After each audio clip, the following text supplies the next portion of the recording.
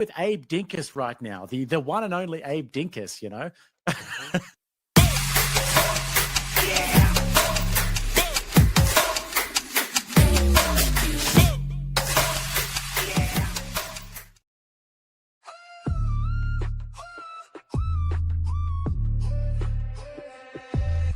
Top hats, dusty coats, torn and frayed. 6 feet under, but he ain't gonna stay. Stomping the ground like a thunderous quake. On his stage, back for America's sake. He's carving truth with a fiery hand, splitting lies like he split the land. Rails to freedom, the hammer still pounds. Resurrected, Abe Lincoln shakes the ground.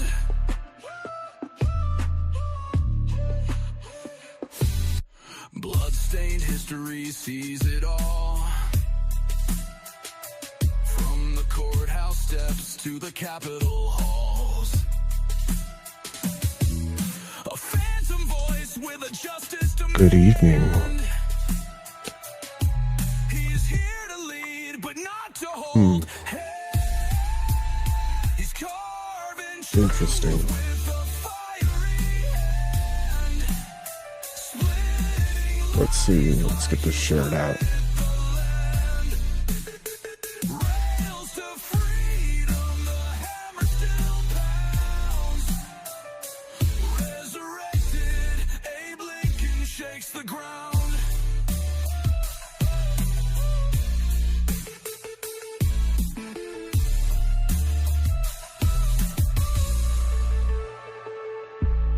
The beard of wisdom, the eyes of wrath, dragging this country down a righteous path. Yo. Chains will shatter, lies will fall. Got any viewers in yet here? Standing tall. He's carving truth with a fiery hand, Keep going here. splitting lies like he split the land. Rails to freedom, the hammer still pounds. Resurrected, Abe Lincoln shakes the ground. Hey, thank you, Nexus. Thank you. Good to see you. Wait for people to file in here. Let's listen to some music while we wait.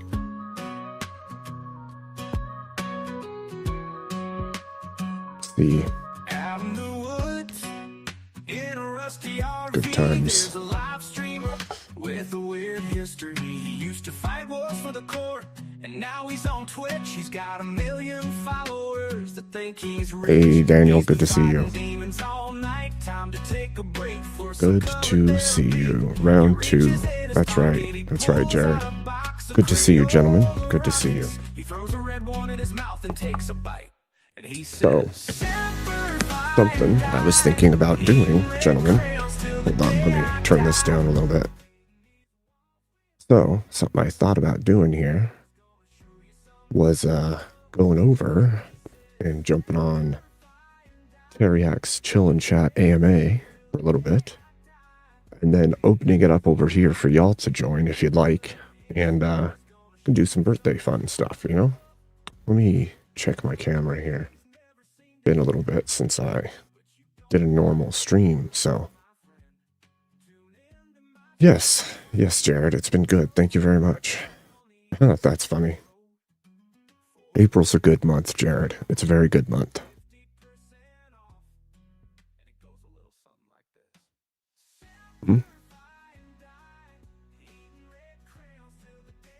That timing, though.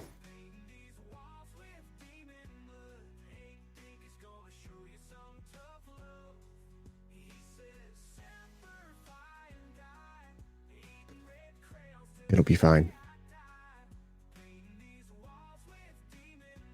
Thank you. Okay, let's see. I'll fix that either way. Let's see here. The dark days never seem to end, but you don't have to fight alone, my friend. Tune into my stream, watch me lock and load, take a trip on the old death road. For a limited time only, 50% off. And it goes a little something like this. Simplify and die, eating red crayons till the day I die. Painting these walls with demon blood. Hate think it's gonna Let's see. Get this set up here. I think that may have changed it. Let's see what we got here. Did it? Oh, there it is. Look, there I am. All right, gentlemen, what do you think? Go over and join Teriak, cause some havoc, and then do an open panel over here for a little bit.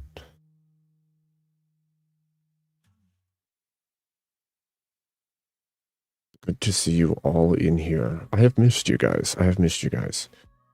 It's been a while since I've been on. Lots of random, but I'm here now.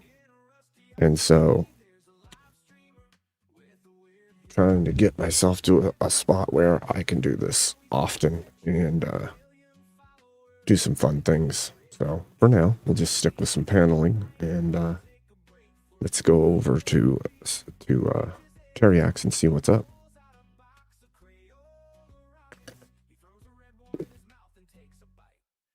I might have to get up and get a drink at some point because my other drink is almost empty and I forgot about it. So let's go cause a stink. Be for fun, right? Okay. There's his link. There we go. We'll see if it'll allow me to do both here.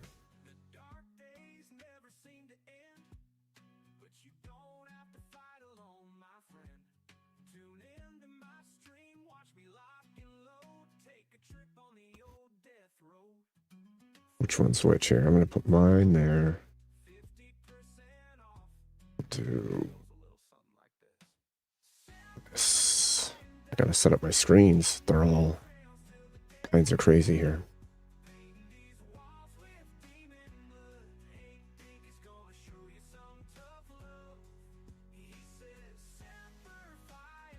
Which is which? Here.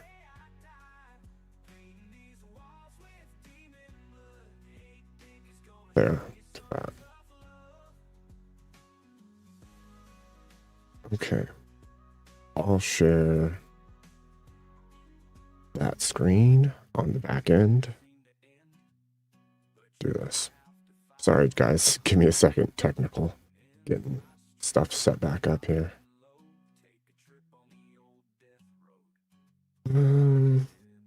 This one. Wait a minute.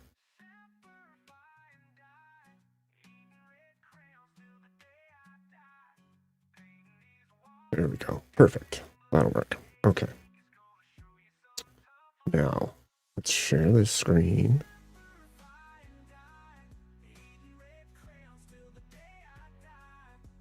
Okay.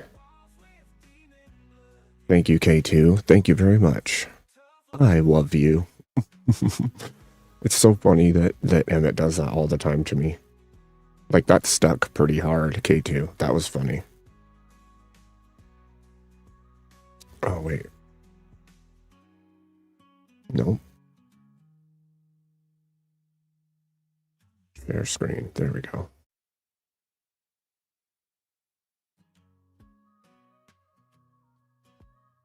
Okay, there we go.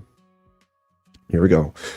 So first things first, I'm going to jump on to Teriak's chat for a little bit here, cause a little bit of havoc, and then I'll come back onto my show, and I'll throw out the link for you guys to join. Let me go pester him for a minute here.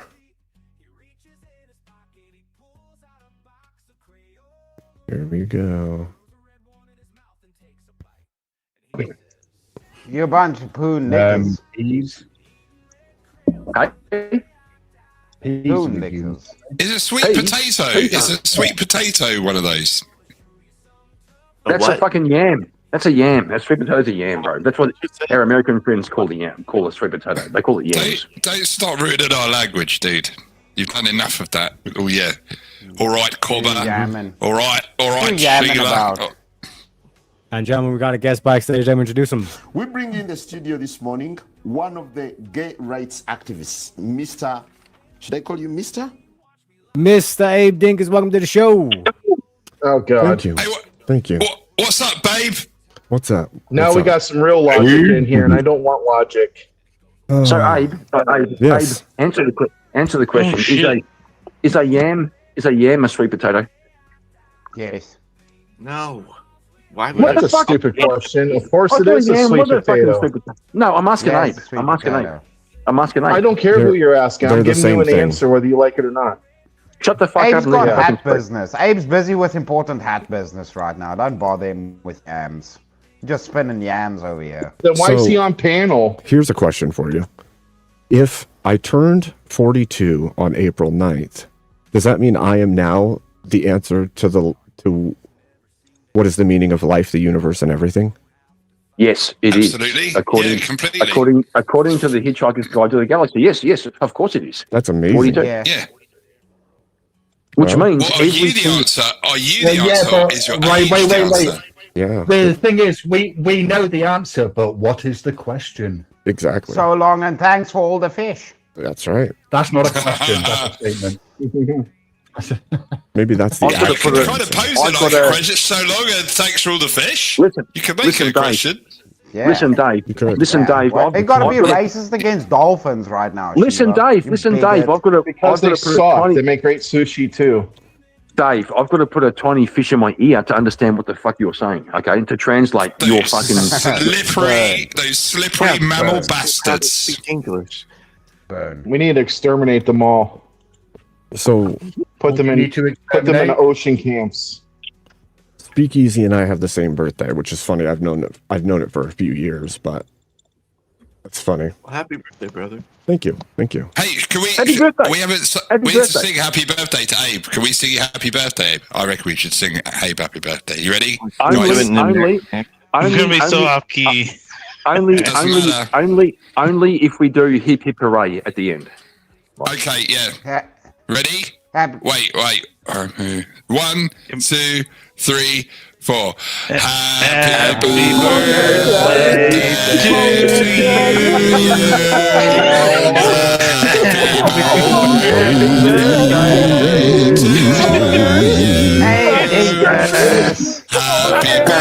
birthday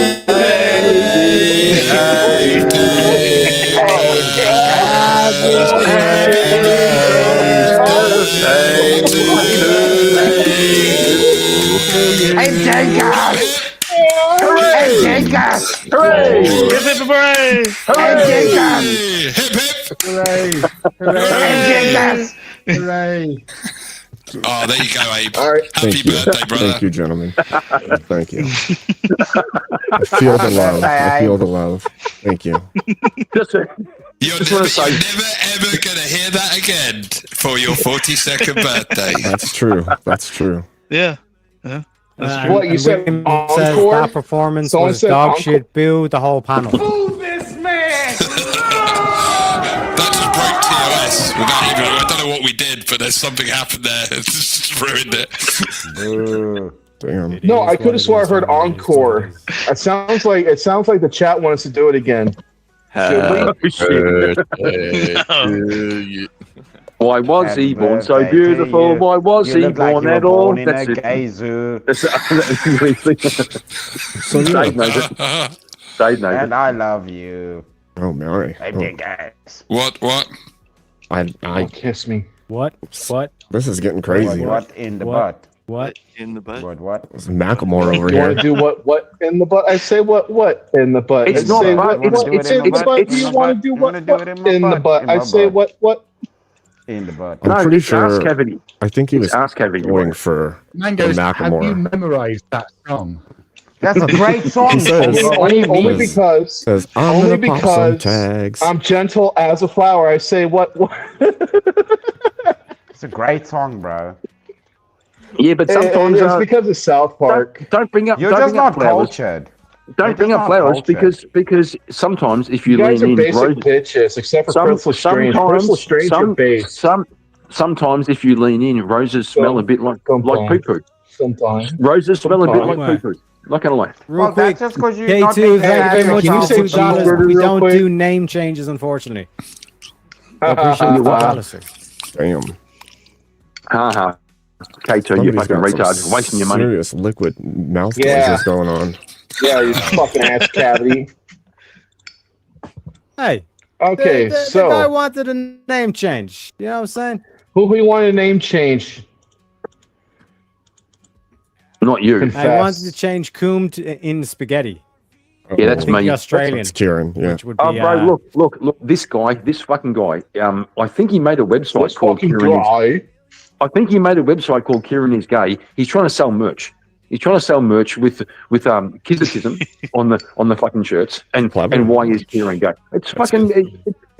It's super clever. Sounds like slander. It's a classic. I mean, I don't think Shout it's out to slander. K2. He says, mute Kieran for 10 minutes. Fuck that guy. It looks like it's your turn, Kieran. Burn, Kieran. Appreciate you kindly. 1 sec. Let me get the clock ready. So, Kieran, I shall see you in 10 minutes. I guarantee you're you being won't. racist against Australians. So, Yeah. Kieran, I'm just going to put a proposition to you. God isn't real. I'll take your silence as acquiescence.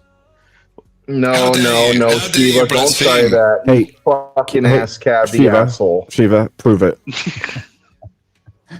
Oh, I don't need to. I'm taking his silence as acquiescence. No, you I can't don't do even- that. You can't do I don't that. even You're know what cheating. I don't even know what that fucking word means. His agreement. Acquiescence Yeah. or silence? Hey, I don't know Kieran, what can you say acquiescence cheeseburger? means. I know what it means. It could be silence. No, I'm just not capitulating to his bullshit. Of course not. Yeah, don't do it. Stand up for yourself. Be you. You know what the word capitulate means, but you don't know what the word acquiesce means. I know what it is. Is that shit that they put in cocoa butter so the bitch's hair look good? I know what it is, bro. Calm down. Shit. Aqualuminescence. I know what that shit is, bro. Calm down. True. I don't want to calm down. I want to have fun and be happy and be excited. Somebody Nobody come over cares, here and pull my Mangoes. hair. Nobody cares. Oh, I'm going to make What? you care. You're going to be the What did you first one say? to care. Nobody What- cares, what- yeah, who- Mangoes. Yeah, you say I care, I want man. someone to come over and pull my hair. Is that what you said? He's getting kinky. Wait, That's what's stop. happening. Wait, what? I'm like, what? Ah, damn. Who said that? Who says those things? Jack of Blades, we need a checkup on you, man. You said it. No, you just said it. You want someone to come over there and pull your hair, you kinky little girl. You said You Well said played. it. Well played. I heard that shit too. Yeah, I just thought I Yeah, heard know, it for right, a second. Bart? Jack But of Blades is on some weird I had to shit right question now. myself. Yeah, dude, you're being a real Hey, ass I already cavity say right a now. bunch of questionable things as it is, so I don't need any more. We don't need to Yeah, roast me so anymore. you- I get So roasted you're every dry 30 snitching. minutes. You guys No, are crazy. you just dry snitched on yourself. You don't Wait, get hold on, roasted, Jack. Mangoes. You get Hold on. microwaved. Hold on. He gets steak-er waved. That sounds like what someone might say if they've got stuck beneath the toilet seat in the toilet and they were stuck. And I just need someone to pull my hair and get me away from this, get me out of this situation right now because I'm stuck. And the echo and the reverb is killing me. I want to ask, because we don't use imperial measurements, right? I have a serious question. In America, if you lose your measuring tape, can you do measurements with fruit by the foot? Yeah, you can. It's actually, that was actually how the cavemen did, and that's how we discovered inches and feet. That's You see, Nice. we also did this thing where like No. we figured out Chris, math and we can you do like fractions and shit. Chris. You should know this by now. Yeah. We measure with span. Mm. The Damn, Well, because span. bro. Well, with the span. well, the Let's thing go. is- Let's go. Well, don't- see. Abe Well, don't knows. forget, our dick is bigger, so we're able to measure it by inches, by centimeters, and that's how we're able to find out that the imperial system is superior. Like 6 Listen, inches is way bigger than 6 centimeters. All I know is Abe is a veteran of the Great Span Wars I of am. 2005. I am, and most of these people don't even know, Chris. They just don't even know. They don't know, bro. They don't know, bro. I salute you, sir. Thank you for your service. It's cause they all have small spans, bro. I That's bet true. you they have below 8-inch spans, bro. Given that we define a meter based on the movement of the speed of light, if you're not moving, can your dick be said to be any length at all whatsoever? Well, Yes. doesn't that just Anything- depend Yes. on how much light the eye can take in, Shiva? Here's the thing, though. As Americans, we No, I it's mean, actually, how much light it's can actually the the eye mouth, take not in, the Abe? eye. Good question. It's the mouth, Abe Dink. It's not the eye. It's how much the Could mouth the can fit in. Could the light take in all? Could the eye take in all of the light in the universe? Wait, isn't It's a the trick real? question. No. Wait, Shiva, isn't the real question how much light can the eye make? No, it's a It trick depends question. Ain't if no you're dick a a meter. dog jumper or not. Mm. Are you All a I know dog is jumper? that my penis travels so fast that I get a sonic boom when I move from the living room into the kitchen. Prove it. Ain't no penis be measuring in meters. Hang on. This is Wait. coke. This is a Let's trick just backtrack. question. Let's just backtrack. In what way, Abe, are you claiming that the eye makes light? Oh, that would be a good question. I think it would have to do with casting your perception into the world, right? Is that the same thing as making light, though? You tell me. It refracts the light because pupil dilation, so it sucks in more light out of the Well, hang atmosphere. on. Boom, It's roasted, sort of- roasted your ass. Did I somebody roasted say your ass. suck? It depends on where you think light comes from. If you think it comes from a source external to yourself, which does appear to be the case based on the evidence that we Listen, have. Shiva, all the light in my life comes from my one thing. night light. If It you're comes from my claiming night that- light. If you're claiming that the light somehow originates in the eye, which is what your questions seem to imply, then I would say that that's a claim that requires justification. The perception Does of it? light is made in the eye. Well, It's determined like, by could you the eye. could you point to a physicist who is making that claim? Well, here's the question. Here's the question I would ask. They're all homos. Why would we ask them? I would ask you this, All of Shiva. them. If there is a complete absence of eyes, how do we know light exists? I'm not saying that eyes aren't involved in the perception of light, but that's not the same thing as saying that light originates in the eye. Is there light without the perception and the ability to perceive it? Is there light without? Yes. It's Yeah, feeling. I think you can so. feel the Yeah. heat from the light. Wait, isn't light? You can't just feel a no kind of- LEDs. You can't feel no heat from no LED light. Come on, I'm man. talking about like if the sun though. Well, now you're just changing it up because when we're talking about light universal, we're talking about the sun. And now I say, yeah, well, if you can't see it, how would you know it's there? Well, by the heat. Well, the LED and all that. Well, that's a different type of light. It's fake. Hang on. Fake light, We're not talking real about light. Wait, hang on. created hang or on, wait. uncreated light. Well, what if it's winter? Then It it's doesn't cold. matter. It doesn't matter. This is all just a big red herring, whether it's created or not. When you're asking what light is, because the light. No, I don't have red hair. I'm not a ginger. I don't have red hair. I'm not a ginger. I'm not doing red hair. I don't have nothing ginger. your anger.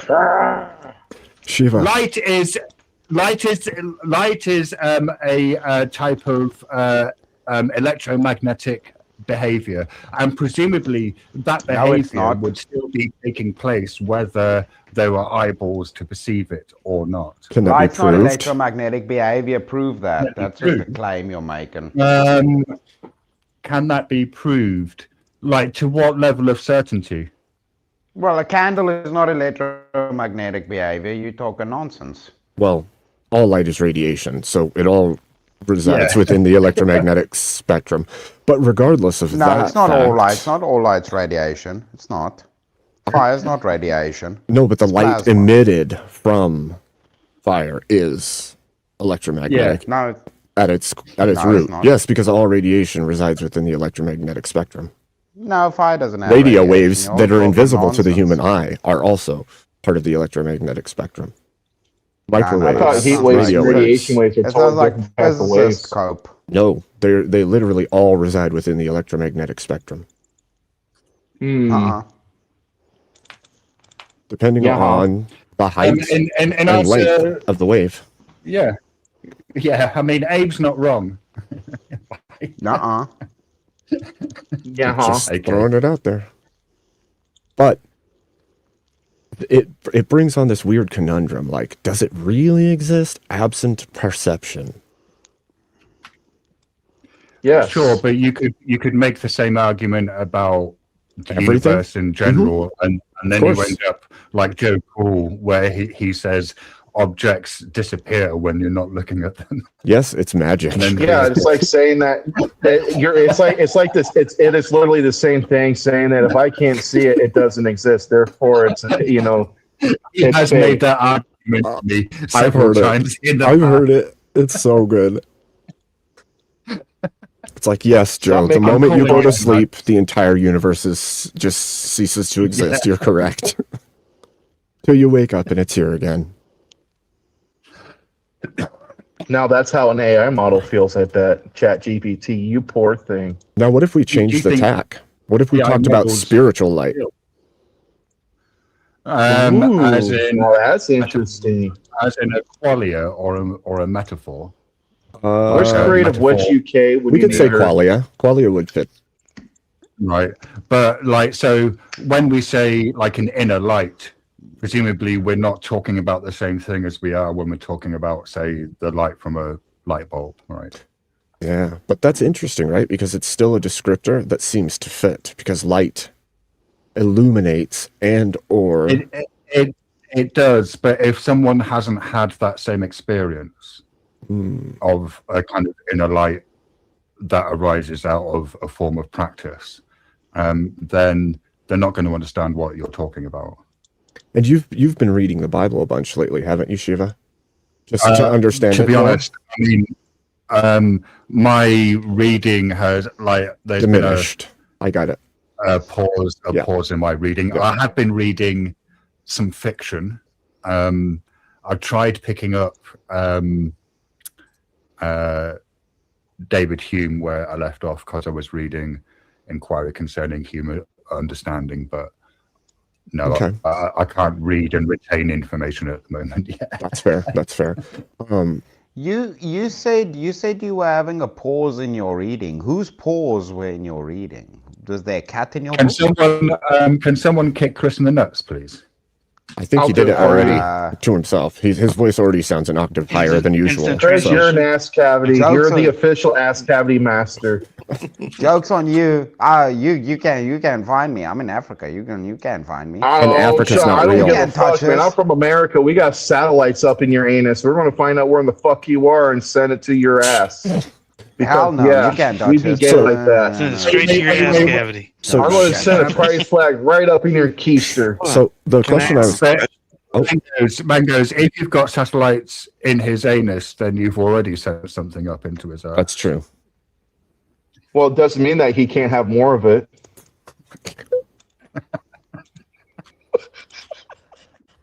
Mangoes, I was going to ask a question. I was. What do you want to know? I was going to ask Shiva if he's heard the saying, you shouldn't hide your light under a bushel.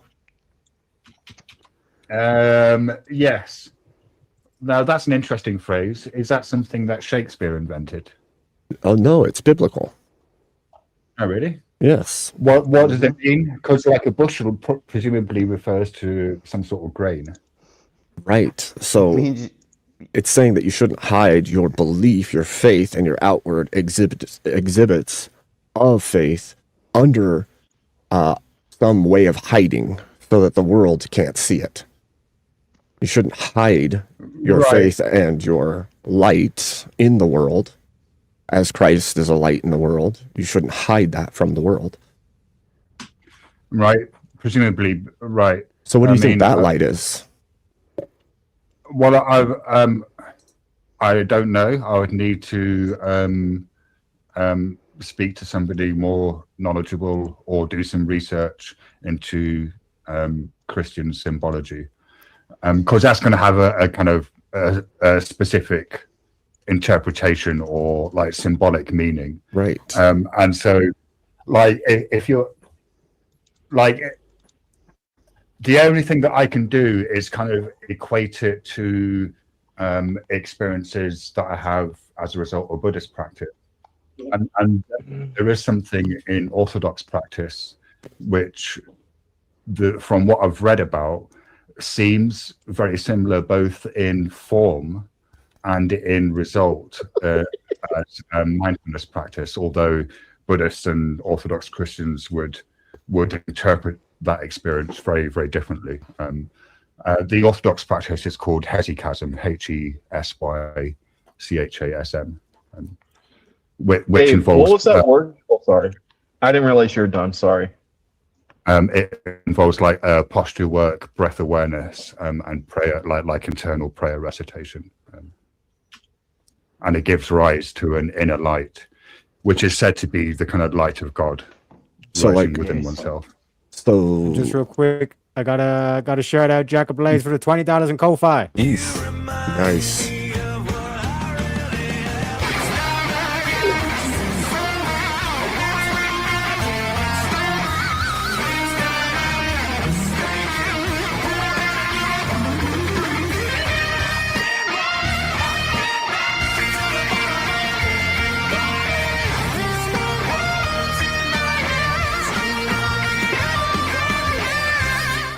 Jack says, "For William, cheers. Hope all is well in Ireland." Yeah, don't get me wrong, Jack. Like I said, I kind of like overestimate the Irish Army. They're a bunch of incompetent fools, but they've basically stood down, and apparently they're having a meeting tonight, I think it is. So hopefully that goes well. But like I said, man, they're charging like 62% or 65% of the price of fuel is basically just all tax. So they're more than doubling the price by taxes. A load of bollocks. Greedy, yeah. Appreciate you, Jack. Thanks very much. But yeah, Abe, I believe you were going to respond to Shiva. Yeah, so I was going to say that sounds like an inherently metaphysical principle, right? Whether What it's do you mean? whether well, the inner light of a human, whether it's biblical or Buddhism, is a metaphysical principle, right? What do you mean by how are you using the word? Well, it's not metaphysical physical, in this context? right? Right. There's not some but that's not physical what metaphysical thing. means. There's some spiritual. I mean- How about that? We'll call it spiritual. Sure, as long as we're not like, because there's a weird thing that happens where when you translate Buddhist concepts into English, in that we don't really have the right words, and so as long as you're not seeking to imply a spirit, then Okay. I'm happy to use the word spiritual. Something beyond the physical form. Something beyond the physical form. I mean, I don't know. There's like I can only speak from my own personal experience, and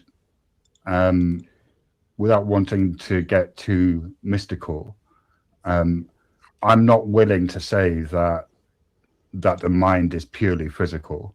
Fair. But neither am I willing to say that any experience that arises within the mind doesn't also depend on the physical, because I have no evidence that the mind can exist independently of my body. Right. But don't you, Right.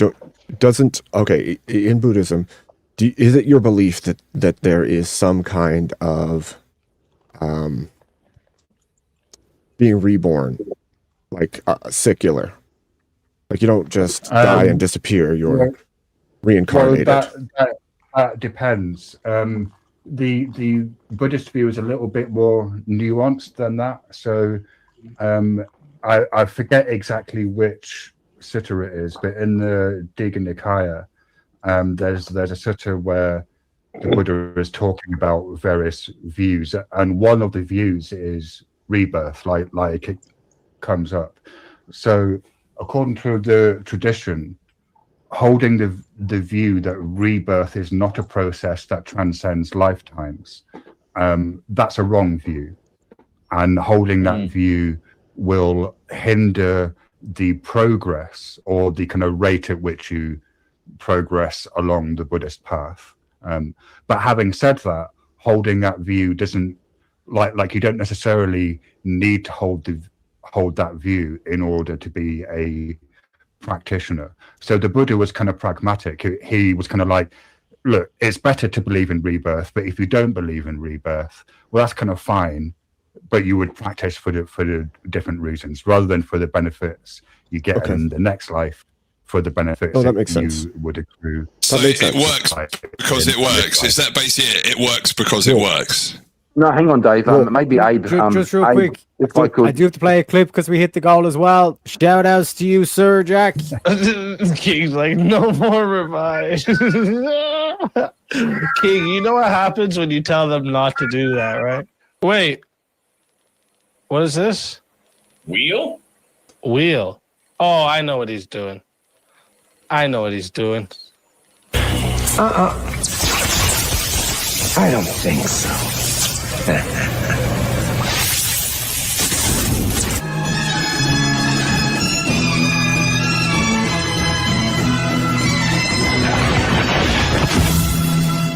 Let the madness ensue. Let the madness ensue, boys. I kind of like how Abe's avatar stayed on when you played. I know that was funny. Did you just say let the? That was hilarious. Did you just say let the man? Boys, want to ask one question. Abe, is this fair? So Shiva, if you accept the idea of like rebirth, it does seem to indicate that there is something beyond physical life. There's something beyond physical life. I don't believe in rebirth as a process that transcends. Yeah, but bro, no, bro. You gave some fucking half-assed answer about some people believe and some people don't. What do you believe? Right. I just told you. I just did it right now. Shall I repeat it for you? I don't believe in rebirth as a process that transcends lifetimes. So my view is that the 6 realms that you can be reborn into are states of mind, and that we move from state of mind to state of mind, and like so we're dying and being reborn continuously. Well, so that's with all due respect. Isn't that sidestepping the question of truth? Sorry, dude, I'm just saying that he's talking about pragmatism. Just for a second, Dave. Oh my God, Shiva. With all due respect, if you can. It still sounds like you're speaking about a transcendental mind that can progress to different physical existences.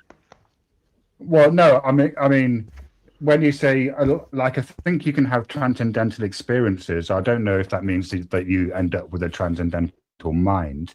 That's what it means exactly. Yeah, that's what it means. Yeah. Right, but I mean, we all have transcendental experiences sometimes, right? Yeah, are they personal or impersonal experiences?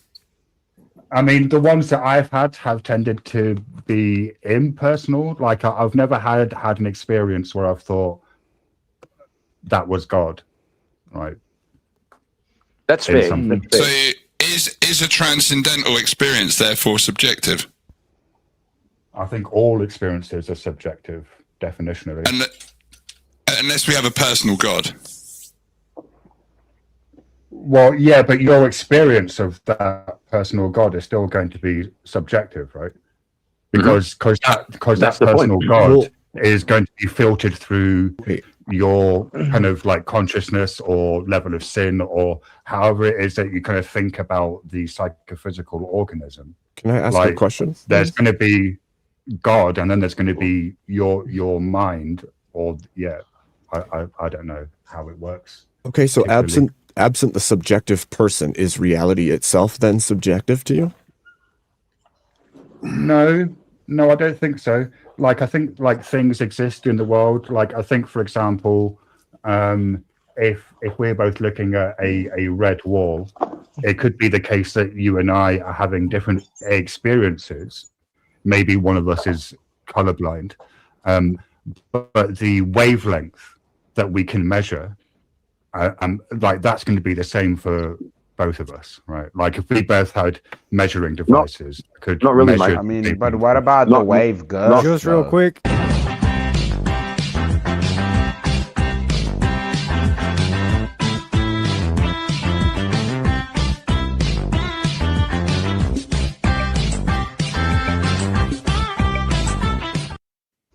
Shout out to Halfwood for the $20 on the Ko-Fi. Says, I disagree with Abe. Infrared light can't be seen by the naked eye, but yet we discovered it. The energy or light that resides inside of a human being has to be physical, but more complex than that of infrared. And also shout out to K2 for the $5. Says, Kieran, don't tell Al Dave to shut up. True. Mute Kieran again for 5 minutes. So Kieran, I'll see you in 5 minutes. Oh, dude. 5 more minutes, Yeah, and he 'cause I- ties me for the most in this show. Go on, It's dude. I'll interesting shut what up. you're saying.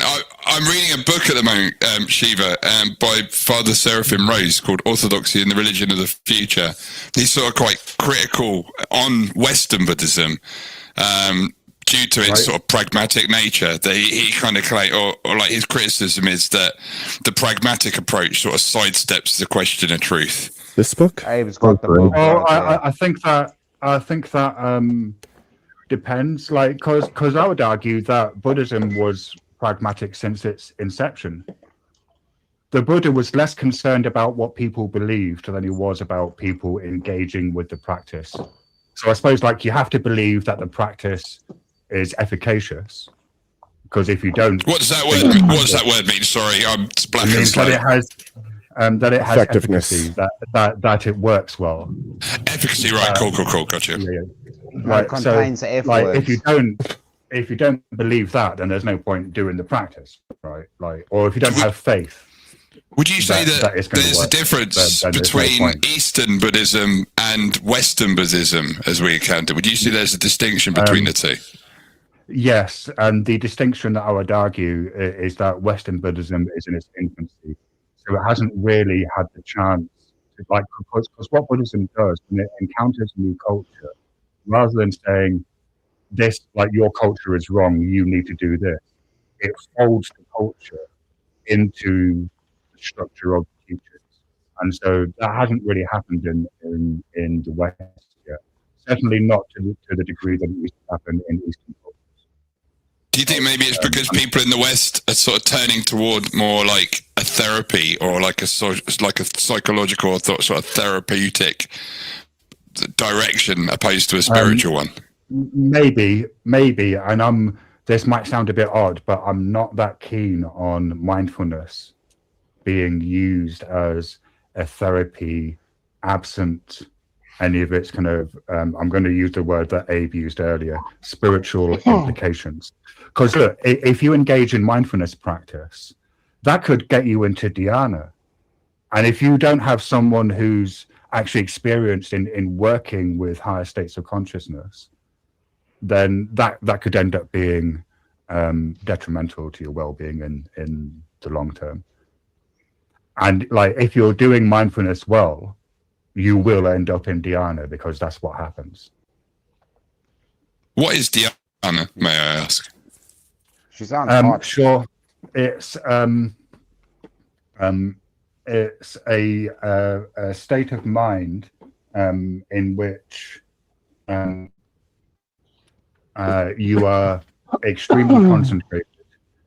You're very aware, and in which there's a lack of what are traditionally called the poisons, which are things like desire for sense experience, ill will, sloth and torpor, anxiety and restlessness, and doubt and indecision. So various kind of things that will prevent dhyana from rising.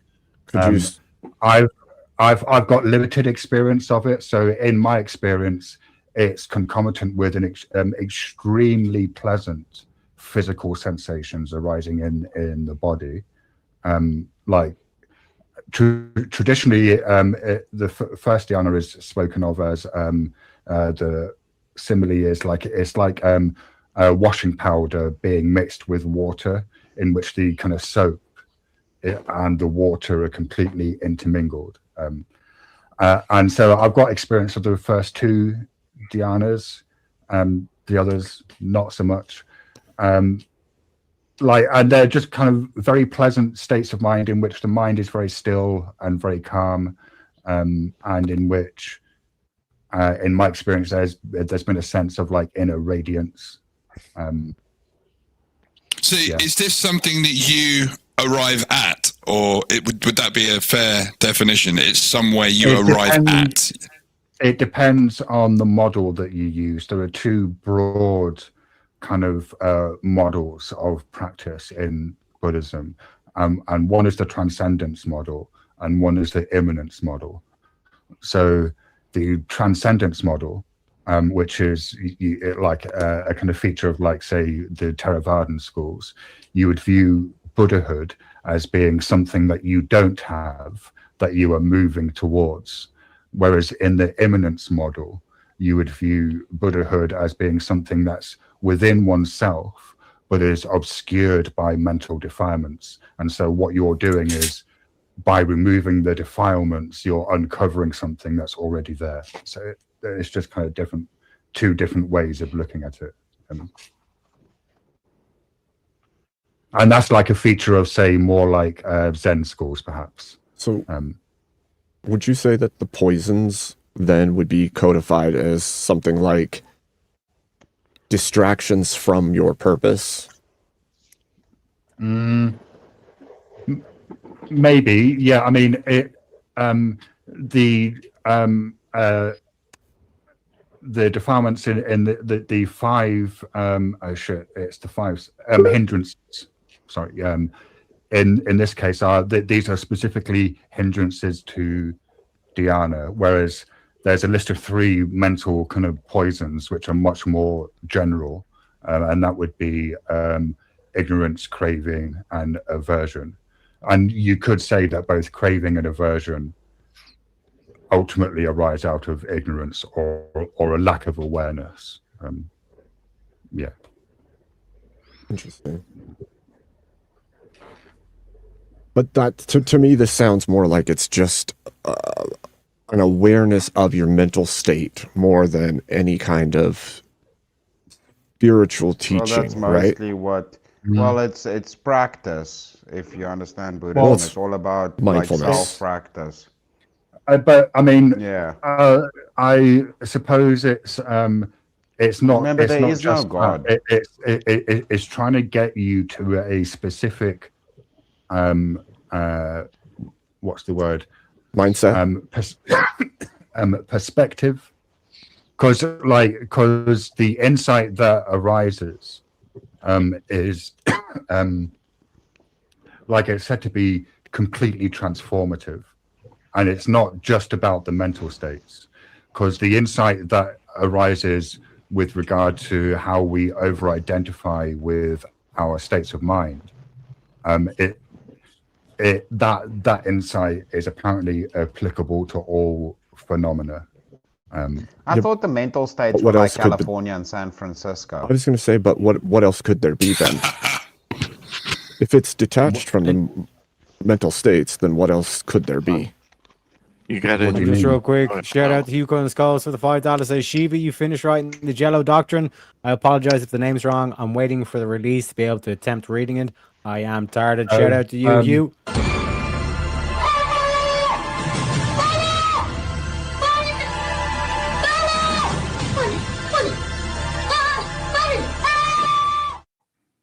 I have actually, go ahead. I have actually finished it. It only has two articles at the moment.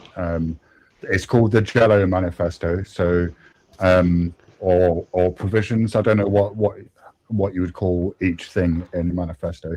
But anyway, provision 1 is just a Mountain Dew in brackets trademark, and provision 2 is Emmental as a scam. Look at the holes. Yeah. That's the entire manifesto. Yeah. Yes, retards unite. It is our time now that we spread our retardness to all the retards in the retard land. Retard supremacy upon us. See, Shiva, very quickly, last thing I want to ask, if I may. Very, very quickly, Shiva, if I may. Like it's just what you were talking about, light. It just ties into what I've been reading. We read a couple of books at the same time. The other one's by Saint Sophrony about Saint Silouan, who had what you might describe as an experience of the quote-unquote uncreated light. And like his perspective, he would say that light of God is not something you enter. It's someone rather who comes to you. So whereas meditative light, he would say, is something the mind can reach, but not the same as like encountering the living God. Right. So I'm just wondering what the natures of those two different lights are, if that makes sense. Like it's a bit of like it's a bit of a riddle in the way that it comes out, but that's something that I'm pondering at the moment. Somewhere the mind can go, or somewhere, or someone who comes to the mind. Shoot that bitch, Teriak. Don't let her escape. It sort of kill that bitch. Like it sort of depends. Like there are Tibetan schools, for example, like the Nyingma school, which is heavily influenced by a type of practice called Dzogchen. They would hold that one of the kind of characteristics of the mind is that it has a self-luminous nature. So, But what would that mean? Yeah. Self-luminous. Fuck knows. Because that would be light. As a description, that's light, right? Well, yeah. Okay. But it can't possibly be a physical light, right? I mean, it depends. It depends on whether whoever came up with the idea was talking about physical light and just didn't understand light, which is entirely plausible, or whether they're using light as some kind of poetic metaphor for a qualia that arises out of as a result of practice. Well, on that note, Kieran, how many times do you coom in the spaghetti? You don't want to know? Are you going to eat it? No. Kieran's dead. Please call back later. Yeah. Beep. Are you going to eat it there, then, Abe Dinkus? Is that why you're asking? You want to know when he's there's a large portion of the Shadowverse that's asking. You dude, don't ruin good coom with spaghetti. That's disgusting. It's terrible. Hey, you got to eat it. If you can't let it go to waste. The fuck you talking about with Strange? Oh my gosh, you guys. See, it sounds like somebody's eating some right now. True. I'm eating and just real quick as well, William wants us to play the Wheel of Madness to promo. Wheel of Madness is back next week, folks. So anybody who's been like, suffering from Wheel of Madness withdrawal, here's for you. Step right up, spin the wheel, see what's next. Sneaky questions flying fast. No one knows which topic will last. One-on-one or chaos in the room. Every spin brings a brand new boom. Wheel of Madness, let it roll. Twist and turn, take control. Mind on fire, sparks ignite. Every debate's a crazy fight. Who's ready? Who's brave? The wheel decides what you'll face. Strap in! Here it comes! Welcome to the Wheel of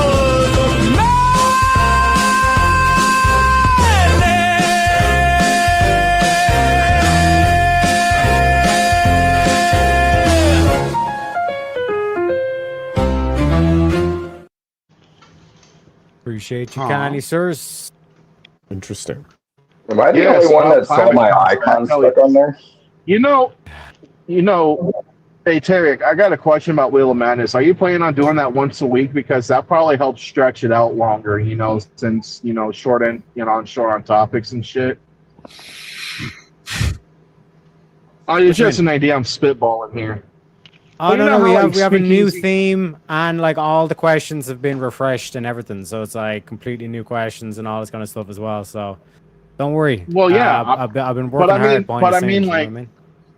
But I mean, like, how like Speakeasy got VK every once a week on Friday nights. Maybe you do like Wheel of Madness on Monday nights or something. Monday Night Madness. I don't know. I'm just trying to help you create some ideas to help your channel or something. Monday Night Madness, Monday Night Raw.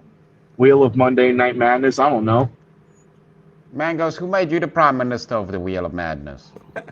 I'm fucking dead! Oh, I did it! God damn it! Stop trying to assert my power! You fucking Pringle-looking bitch! You need to trust Also, Kieran's stolen the ID. You know, he stole the ID, and he's got Kieran's cards of gayness. Oh. I'm gonna fucking kick Kieran in the balls when he comes back. Watch, it's gonna be funny. He's gonna come back with a crocodile that's gonna bite you. Probably. No,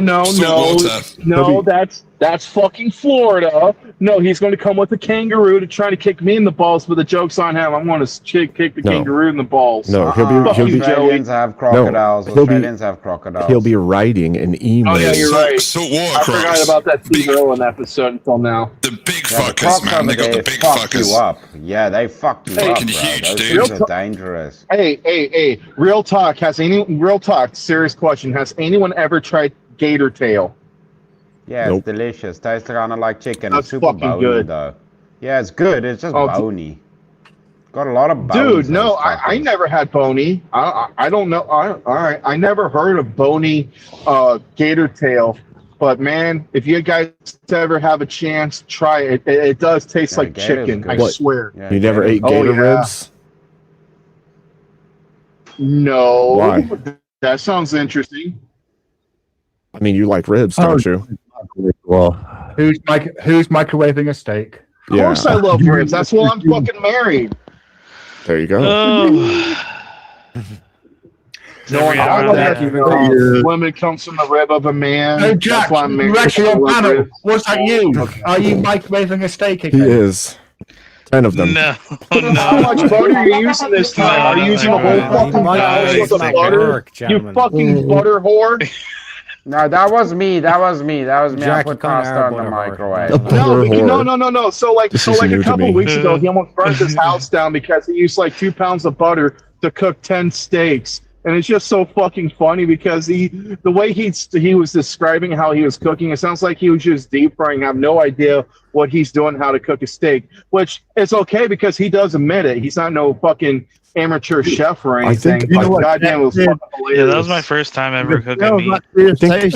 Hold your nose and keep on licking. I think I love that insult. Butter whore. That is an amazing I like insult. windows. Butter hole. I like windows. That's a good I like one. windows by 15 hour. That's amazing. He's We've had a lot Oh, of yeah. good insults that came out of tonight. Yes. Yes. We've already had 2. Yes. I mean, like, come on, man. Those like tonight was the birth of the ass cavity idea, and thanks to Karen, cavity. but he's not here to accept his reward. I mean, it's a shame, but it is what it is. Fuck Karen though, because I'm stealing ass cavity. Don't worry. No, I already Karen's trademarked accepting it, his. so no one. It's already copyrighted. I stole it from him. I just Steve Jobs him out of that fucking Mangoes. ass cavity. Mangoes. What? Mangoes. What? Kieran is What? getting his reward. He's right now. He's taking it up the ass. What do you mean? With a Bud Light can. Hey, it sounds like he's literally getting an ass cavity. We're born with that. No, we're I born bet with you can those. stick your whole arm in his ass cavity, like how you Okay. own the laundry basket when you're trying to find your one sock that you need to find. You know? Where did Kieran go? Did he rage quit though? I didn't No, do no, that. no, no. He got muted. No, he got is muted. he still in the 5 minutes, back but for then that? he dropped. He dropped. Oh, okay. Oh. Because He got tired of being muted. You guys were being mean to Uncle Kieran.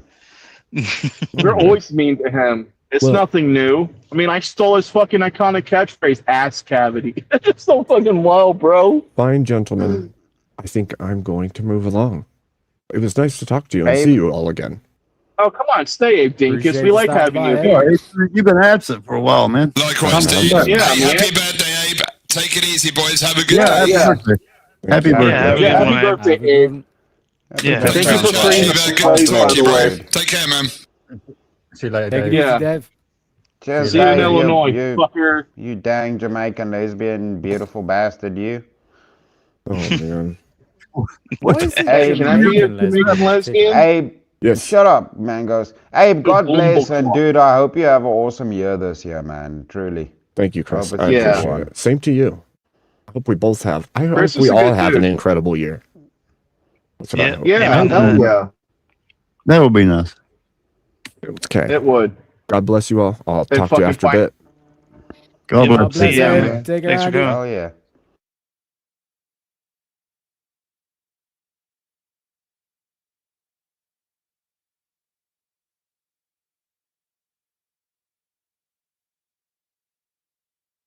All right.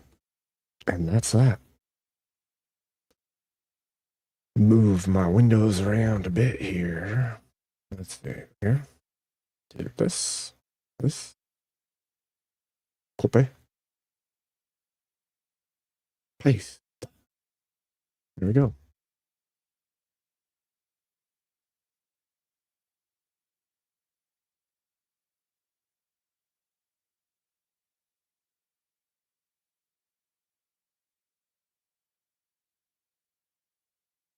All right. So there's the link in the chat, ladies and gentlemen, if you want to pop up and BS. Talk about things. Doing my own type of chill, I suppose. Chill and AMA of my own. So, come on up. Hang out. Chit chat. Where you at, K2? I don't know if Emmett's still awake or not, but K2. Good to see you, good sir. Ooh. Can you hear me? Yes, yes, I can. Hello, Emmett. Hello. Good to see you. I've been waiting for you. You're late. I know I'm late. I'm sorry. I'm not gay, but I am late. But being late could be construed as gay, for sure. How are you? Happy birthday. Thank you. Although it was fucking yesterday. You know what? But yes. It's always, okay? I'm sorry. I don't want to go. I don't want to intrude in Terry Jack's chaos. I get it. I'm not in the mood. That was pretty funny, though. What? Did you see that? Were you watching? No. Oh. I started watching, and then he started playing a video of a down guy playing the guitar, Oh, and I yeah. got so grated that I was like, I'm done watching this, and I moved away. So I started digging into what was Chivas? happening. Yeah, into his worldview a little bit on like the claim of light, and then I was like, is it the light what I say? I can't remember how I started it off, but I basically made a contention that light comes from the eye and not to the eye. And then I transitioned that into spiritual light. And then I asked about reincarnation. And if reincarnation is true, then what is being reincarnated if there is no soul?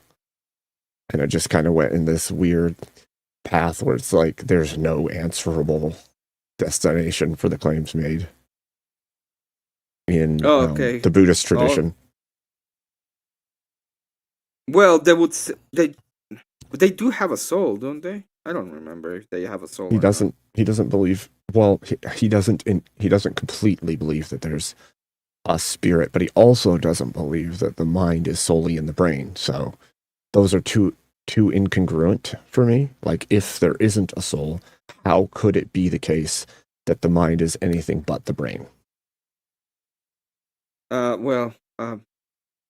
Yeah, Because you're at not that asking. point, yeah, Those are like my big problem was with them specifically has always been the fact that there's no grounding. Identity. they deny identity. So at one point when I was like figuring out how the hell you go with it, they deny identity. But the problem with denying identity, and they do this bullshit thing that Confluence does as well. Get you. Yeah. That is like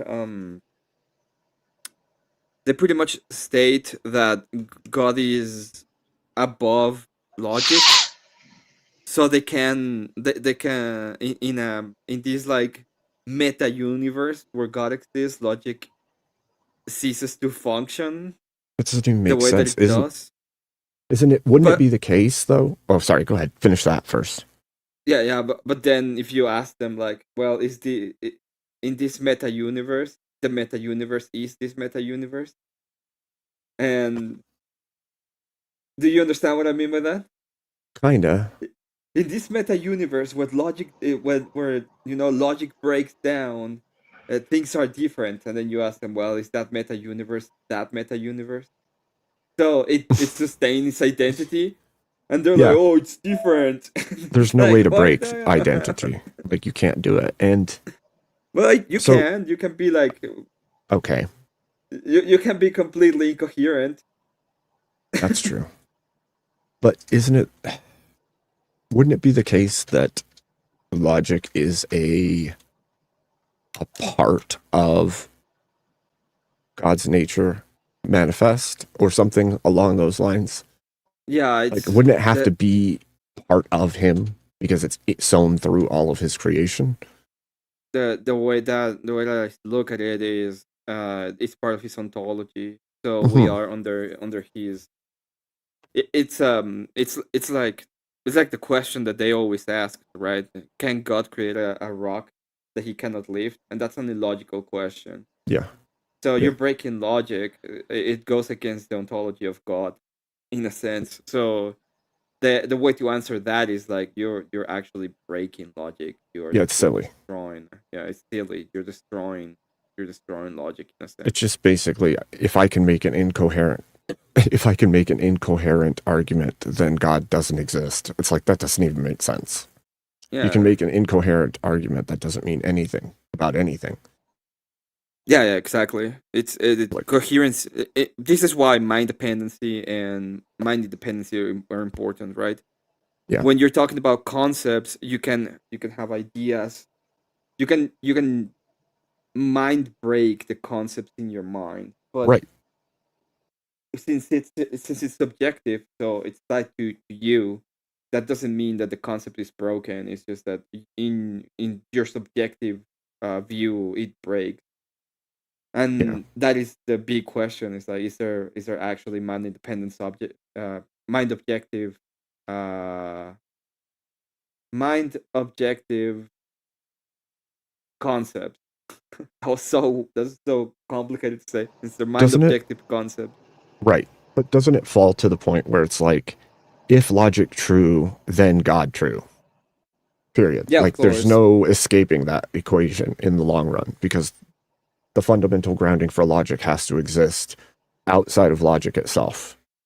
Yeah, because or it else can't just it's preference based. Well, it can even you can even have, and I've never heard anybody make these. There's a lot of people that try to make this argument, but I never heard anybody do it right, which is like kind of an agnostic way of argumentation.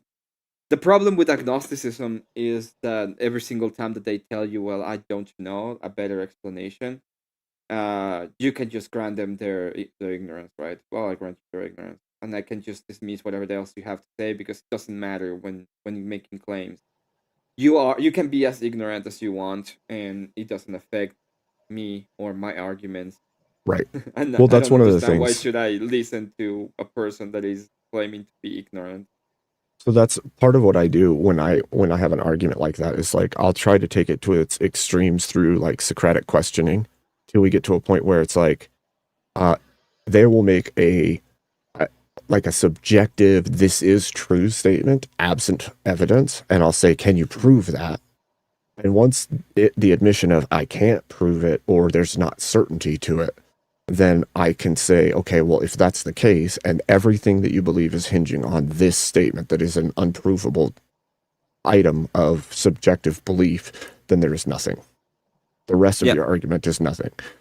There's no coherency to the entirety of your argument because you have no foundation beneath it, which takes you into tag. Yeah, it ends up it will end up in tag at the end of the day. Right. All like most arguments when it comes to foundationalism, it's either kind of an Agrippa's trilemma problem where you're gonna have arbitrary axioms, and the problem with axioms is that they have to be self-referent in a sense. Like you cannot refer to other concepts to start the axiomatic belief. So all in all, it's a big problem. It is a big problem for people who, when you're talking about philosophy and epistemology, it's a big problem for them. Well, there's nowhere now you they can go beyond it Yeah, I don't because know. you can't escape this reality, right? You can't look beyond it in reality, and so Well, the well, foundations you have can. to come down to the axioms. You can be a true nihilist, right? Well, fair. I guess that's true. But even then, you're still not actually reaching outside of it. You're just denying all of it. Well, what I mean by true nihilist is that there's no true nihilist. There's nothing. If a true nihilist, there's no such thing as a true nihilist, because a true nihilist will be dead. Right. That is, There'd be no. Yeah. That's actually a good point. Because they'd be absent all things, Happy including birthday. purpose. Thank you, K2. Hey, K2. I just want to say something. Sure. I stopped on I-80 near Echo State Park at the viewing area at 166, and it was nice stopping there because there was no rest area, taking a pee in nature and looking at the silhouettes. I pissed Nice. on Utah. Nice. Well done. Well done. K2, did you see what I sent you? My order from Amazon. Oh, there's A a plastic delay. crack order. Yeah, plastic crap order. I was You sure it supposed to wasn't get in that something warehouse today. that burnt down? Oh no. It was supposed to be in transit. Oh, I wouldn't. see. I wouldn't. Something I wouldn't. I wouldn't mind if I don't get it. Your order made the driver crashed. Yeah. Your order made the be a driver little- crash. Damn it! If I don't get it, if I don't get that order and I get a refund, I will not be unhappy with it. I just I'll be pretty happy with it, to be honest. Did you see the tank? I did. I've been watching off and on when I can get on. It looks awesome. You put a lot of work into that thing. Yeah, it's a lot of work. I'm gonna be honest. It's not worth it. I mean, Too much work. it's a labor of love, Emmett. Okay.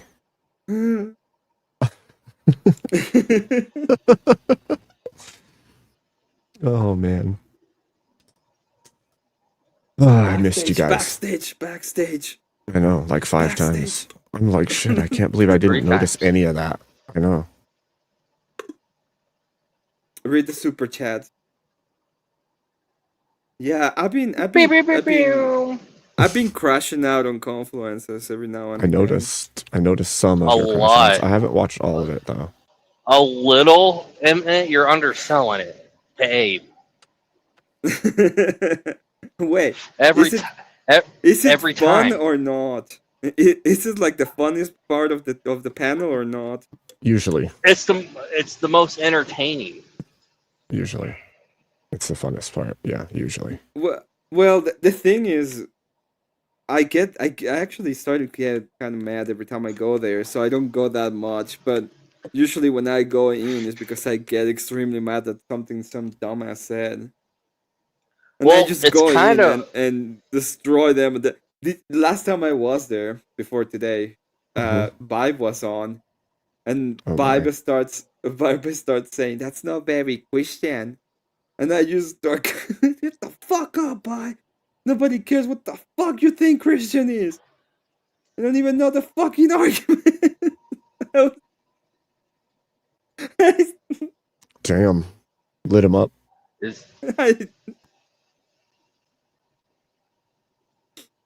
Vibe You're gets over the here vibes dealing that with these vibe. fucking idiots and you don't even know the arguments. That's The crazy. gay vibes. And then this fucking atheist is like trying to pretend to be super he's trying to pretend to be super smart or whatever the fuck he was trying to do. Whatever. And I asked the guy, like, what should we listen to you? You shouldn't. Yo, thank you. Thank you for telling us we shouldn't listen to you, fucking idiot. And then I crashed out. I was like, thank you for having me on. I don't want to be in this fucking panel anymore.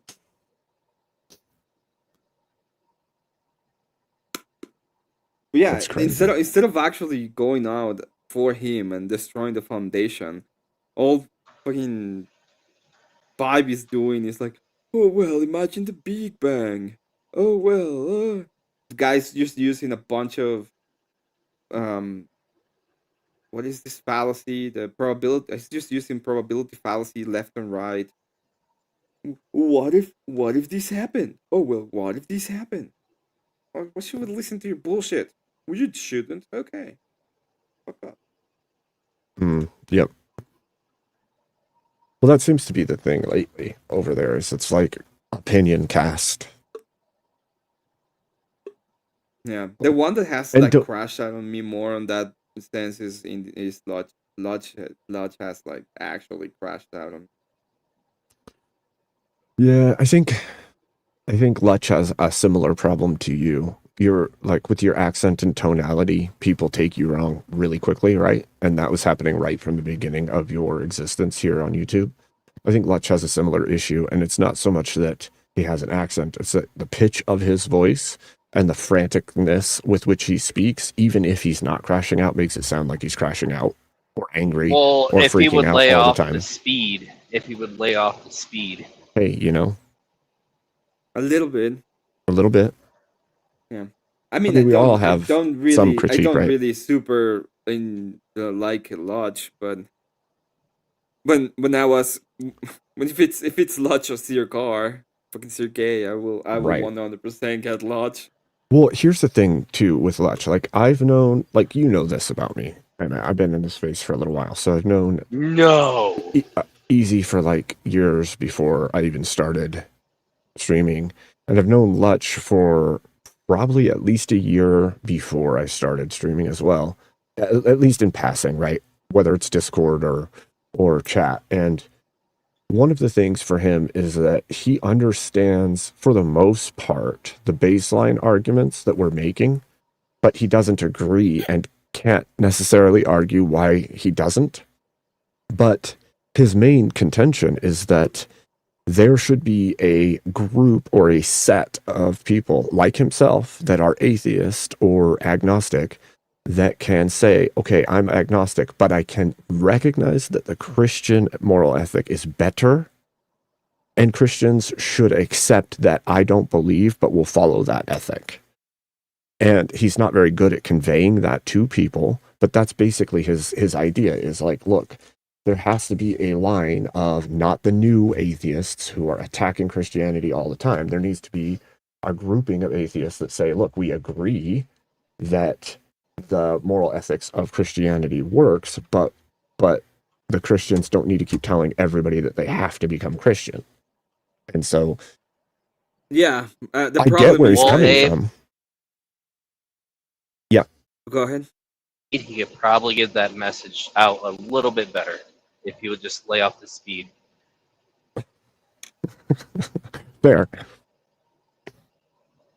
My problem with him is that It seems like he's taking something. Sorry. Whenever we debate, because I'm debating against atheists a lot of times, and the problem is that these atheists are fucking retards.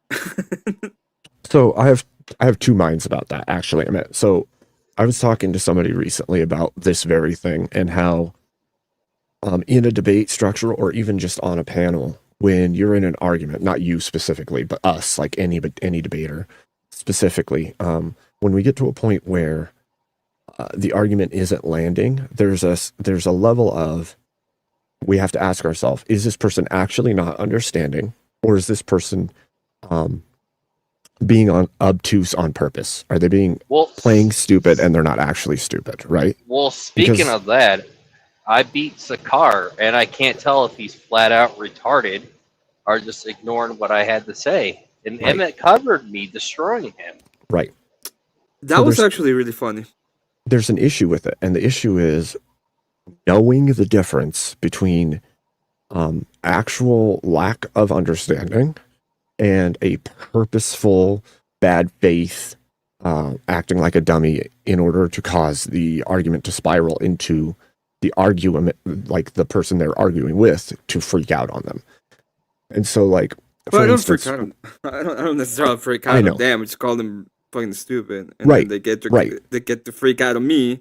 Right. And So then the difference is the big. This is just real quick. Go ahead. For example, the day that I was doing tag, and I'm literally explaining premise 1, 2, and 3, and they change premise 1 to the conclusion, and I'm like, that's not premise 1. This is premise 1, and they keep changing it back to the conclusion. Like at that point, it's like at that point, people are like, "Oh well, you shouldn't be as mad." It's like, no, they're stupid. They're retarded. I don't need to. Right. And I get that. And there's a certain level of, like, we're online, so there needs to be a level of entertainment to what we're doing, right? Yeah. So that's also true. so there's like double draws there, right? Like, they're actually being stupid, and you're going to call it out because, one, it's entertaining, but two, it's true, they're stupid. But no, something I like mulled through inside my head a few times is, like, in some cases, there's going to be people we're arguing with that are earnest and literally don't understand and are arguing from a point where they can't see what we're saying. And because of that, they're standing against it really hard. And if I take, like, say, I'm drawn to go, okay, this person's just stupid, and I tear them down, which is completely possible, am I doing a service or am I doing a harm in that moment? Because if there is a way to bring them around to understanding it, they may actually be on my side. And because they understand it, they can fundamentally help in some way down the line. But I have to find that line first, right? Because if they're being bad faith, then they're drawing it out on purpose. I get what you're saying. I don't think people are dumb. Like, I don't have problem when, like I said, I can grant you ignorance, right? Right.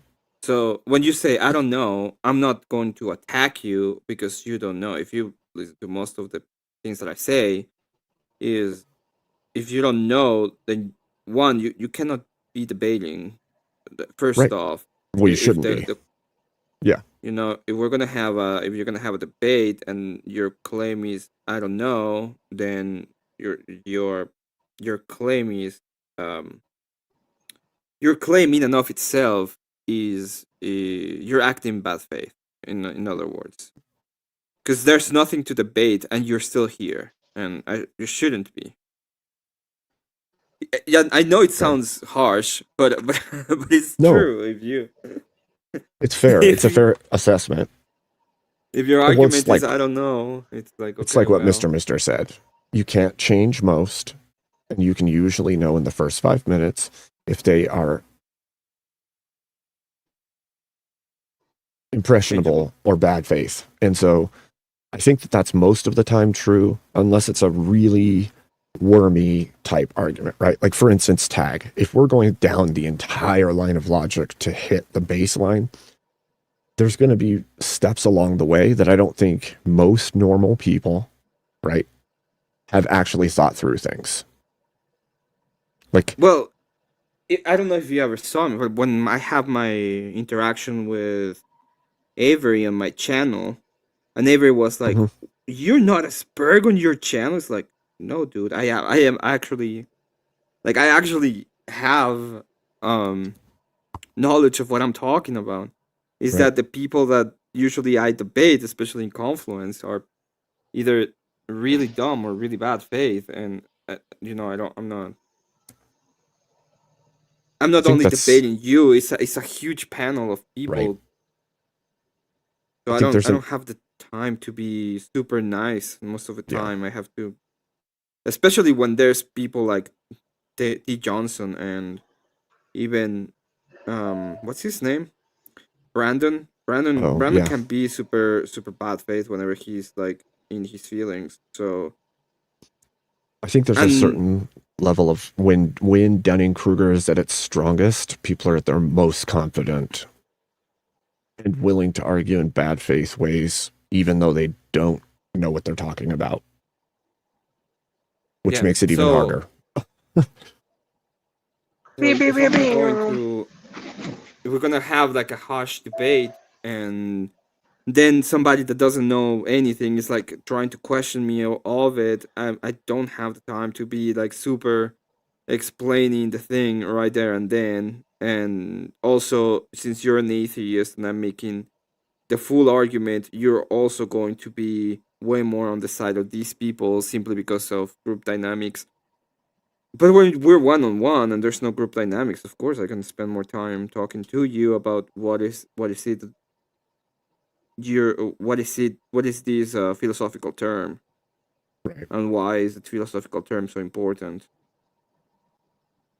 And you can see it because that day he came into my channel. We had a conversation. The conversation ended up very amicable, and he said, I will think about it because I haven't thought this through. And then the next time we talk, he's like, oh, you're presupposing God. And it's like, no, dude, that's not how the argument goes. And No, yeah, you have it backwards. and every time I talk to these idiots, it's the same thing. It's like, I get it. I get that you don't like the argument, but the argument doesn't presuppose God. The argument is just talking about a specific. It's talking about concepts, and the conclusion is that the mind is required for those concepts to exist. Right. Well, you're walking backwards, right? You're walking backwards from whatever the concept is to its base parts, little by little, moving towards what is no longer reducible. Yeah. And what you hit is logic and truth, and at that point, it requires mind. Yep. And then from there, you can go, okay, if logic and truth require mind, then mind must exist. What is mind? Okay, well, on this planet, there's only one that makes sense. When you look at all systems that exist, there's only one that makes sense and is coherent. Yeah, you end up in coherentism because you need that coherent ideation of how it works. You have to. These people just pretend that anything can be coherent, right? It's like, oh well, we don't like that idea, so it must be anything we want. No, that's not how it works. That's not you cannot just say that. Even if you say it, it's still not true. It's not how it works. Right. All right. Can you guys answer me this? Why do you guys have boats inspection places when you guys don't have invasive species like zebra mussels?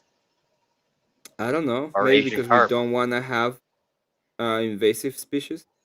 Yeah, because we don't want somebody else bringing their boat here with those invasive species on them and bringing them to our areas.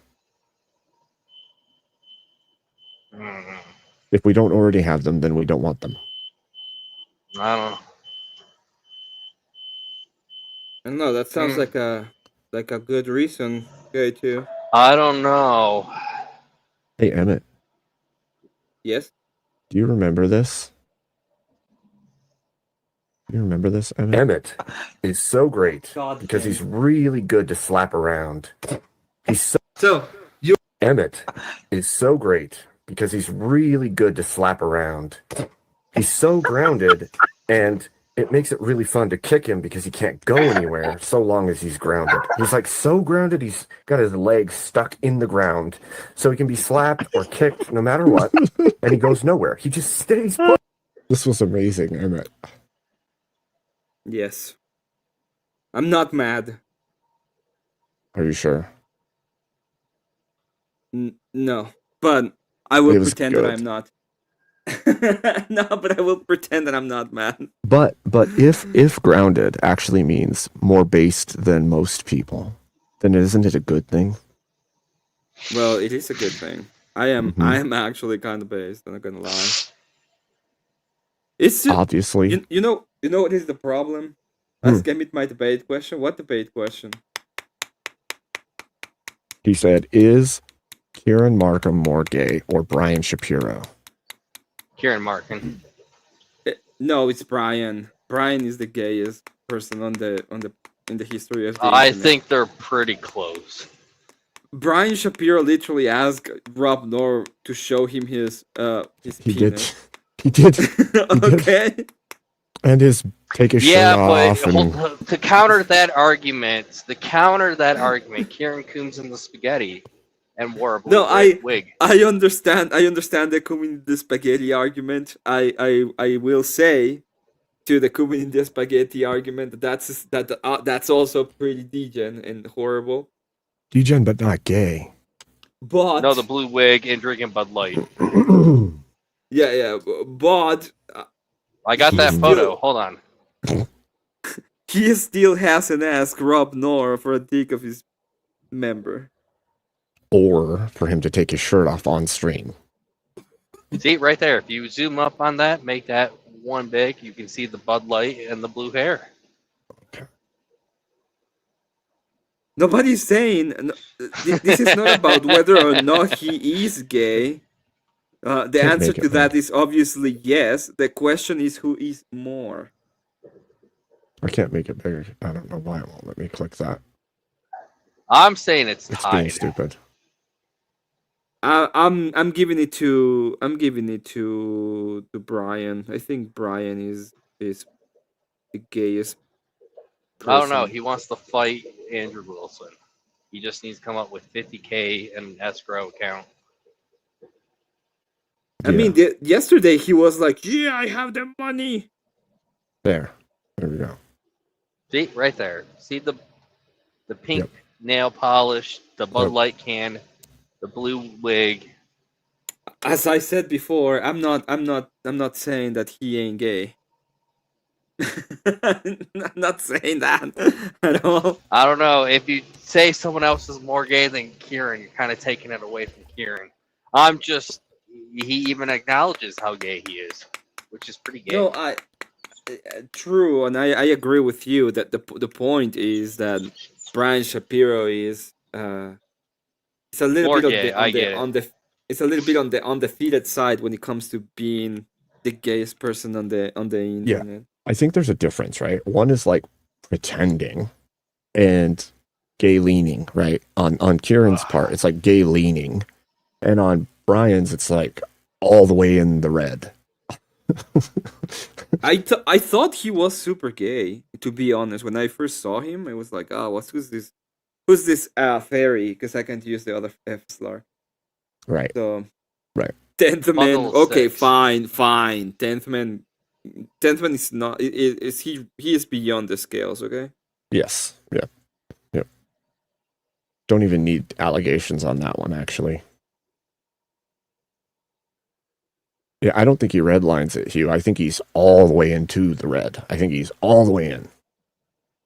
Like he's jumped into the deep end of the gay, okay? Yep. Mm-hmm. Now that may not actually be his preference in his life, but from what he's shown everyone, that's what I'm seeing. So I think it's his preference. Yeah, seems that way. I don't doesn't see any reason to doubt that he's like absolutely gay. Yep. Fair. That's fair. I need to get something to drink. Okay. So I'll be right back. I'll hold the fort. Hold it up. Or hold it down. Yeah, I'll hold the fort. Go get some drink. Okay, I'll be back in a minute. Okay, time to break all of TOS. This is the moment. I can see your face, Abe. I can see your face. Out west.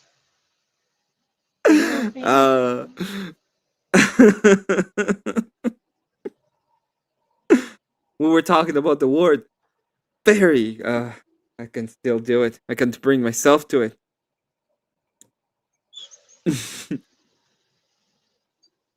Do you want to see Lodge cry? You want to see Lodge Yes. cry? Let's see Lodge cry. Oh, this is Emmett's panel now. I get it. Yeah, it is for a moment. It's opening.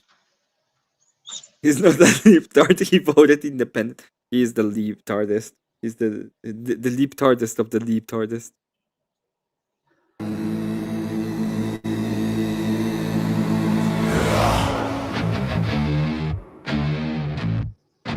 Feel like you need attention, Indian? No, I feel like I need respect of another human being that when I'm in the middle of a sentence, you don't interrupt me as I would not do to another person. Is that ridiculous? Is that I was crazy? just throwing on the panel. How dare! I was just throwing on the I panel. want respect of humanity, right? But I was just saying, I was throwing It up on the is. That's panel what and I I just just told you. go. Look at Do you understand English? I literally just get thrown You up know on the panel and go. English? Literally.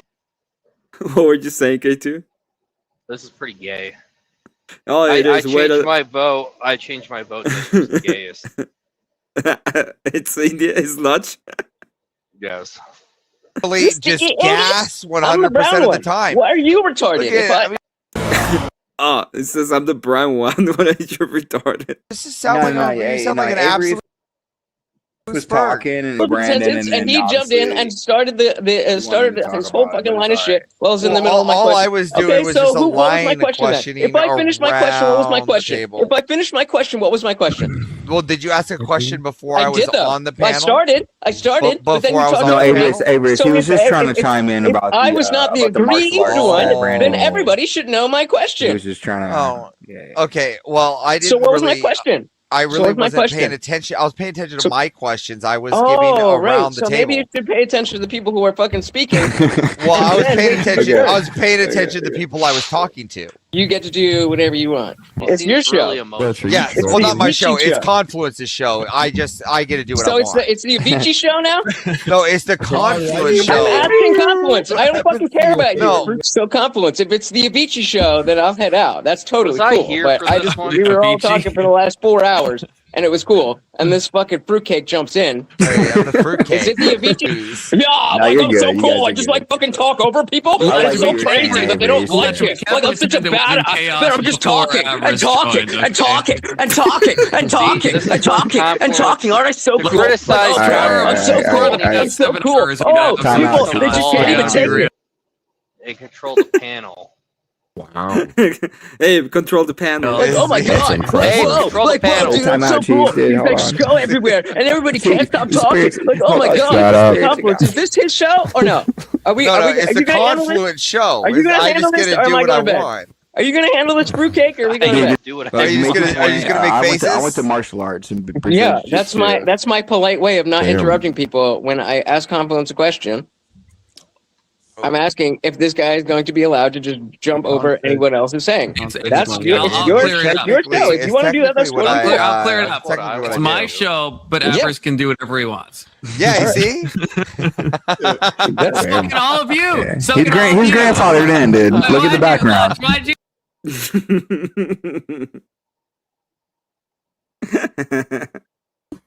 That's funny. That's really funny. The crash. That's amazing. That's amazing. So, That's what he does with Emmett all the time. Emmett, there's a lot going on. Wait, what? What's going on? Sarah's You pain know. drama. Yeah. Oh, are we talking about panel verse? Do I need to Yeah. get my helmet on? Let me get my I helmet mean, on. I'm just curious. Like, I'm, Yeah, put I'm your helmet off for a little bit, and it seems like napalm hit everything again. This is like the second round. This is round 2. Hold on. I love the smell of napalm in the morning. Right? Now look, you know that I don't- usually I don't- avoid drama, but holy smokes, Shut okay? the hell up, Abe. So you love apparently drama. my teacher. You love it. Wait, told us when a have I story ever that he shown made. that I love drama? Napalm Oh, with styrofoam okay. and gas. Okay. Okay. We're going there. I Yep, see. I see. give me the lowdown. We don't like drama. Now, next time I wink, pretend that one of my eyes didn't blink. So, wink, wink. We don't like it. Give me the skinny. Yeah, the drama has been pretty interesting lately. So we have the instigators, which I think is the panel verse side. Yep. In a sense, although you can say that I am an instigator in a sense. Well, we all do some level. We all do some level of instigation, to be fair. Right? I do with No one likes Jacob to drama. be very anti-Blue Jay. Yeah. I think the drama that we're seeing right now is just a continuation. Like we're still having to Yep. see the repercussions of what's going on. Yep, In I agree. in that regard. There's I agree. not. We haven't seen any actual changes in any of the people who were involved. No, but this is the natural progression, right? Well, the lawsuit, which I would call a lawsuit, it's my opinion. I'm not a legal. Don't take my legal advice. Sure. We can ask Paige. She's a Nah, No, we you don't can- need actual legal advice. We just are going to talk about what we think. Yeah, even Paige will tell you that it's her opinion and not legal advice. The lawsuit is a little bit. I think it's over the top. I think it's really gonna hurt Sarah in the midterm. I think the whole problem with Flow State is a drama hog, and I think he just saw a good in part he saw a good opening to get a little bit more drama, and in part he was actually pretty pissed off at being thrown in the back. So both things are true in my opinion. Who was more in the wrong? To be honest, I think, It's an opinion. This is I'm just asking your opinion. Who was to be more in the wrong? honest, I think it's very petty. It is petty. All of it's petty, to be fair. So Right. I don't see either of them being in the right in this case. I think it's the pettiest thing I've seen in a long time when it comes to drama. Like, oh, you were gonna put me in the back for 5 minutes, and I got super mad, and then you didn't send me a message to see if I was okay. It's like, yeah, I think it's like. Well, okay, let's put it more into perspective than that, though, right? And because in for all intents and purposes, the case is that he received a text to get on, right? He received a text to get on. Alright, Yes. here we go. Okay, so he was petitioned to come on To the be show, on. yeah. Yes. So he answers the petition by coming on, Mm-hmm.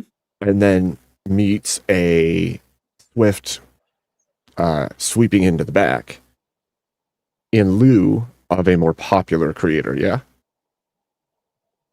Well, this is the thing. I don't know if I'm going T Jump is more popular. He has a little bit more sway with the kind of audience that Sarah has been trying to attract.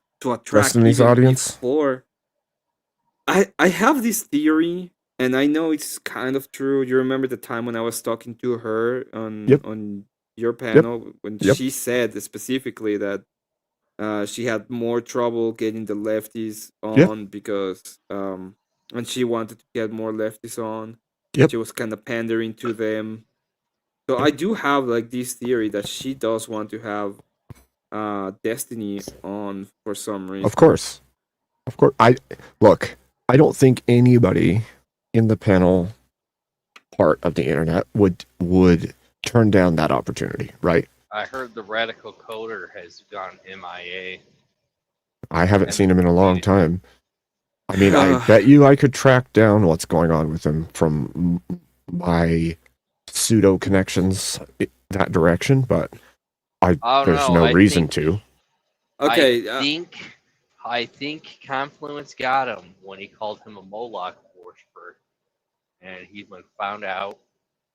Sure. The demons had to bring him back to hell. Oh, All I'm gonna say is thank God riddance. We don't want to know anything about that person. Right. I'm happy not knowing of him. Okay, so no, that's my hypothesis right there. I like I was saying, I think that there's a level of if any one of us could have him on to either debate him or host a debate versus him, we would probably do it. As much as we don't like him at all, that opportunity, like if you had the opportunity tomorrow to host an Andrew or a Jay Dyer versus Destiny debate, you would do that shit. Well, yeah, but for example, if it was Destiny versus whoever the fuck he was debating today, I wouldn't do it. Well, yeah, it would have to be somebody you support, probably, right? It would be an ideology at the very least that you support. That is gonna that I know that is a good debater that's gonna make him actually look. Okay, if you had the opportunity to interview in some kind of way, say you even if it was something like Caleb Hammer's style interview, right? You would do it. Yeah, I would do it. Yeah, and so would I. I think any one of us in this part of the internet would do that because he's got a name and recognition and everything else. Well, obviously, it would be stupid to do that because he stands against everything we stand for.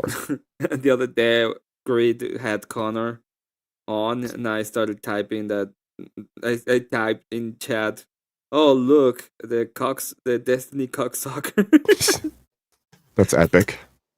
And somebody deleted my message, and I was like, "How the mighty have fallen." I have my issues with Connor.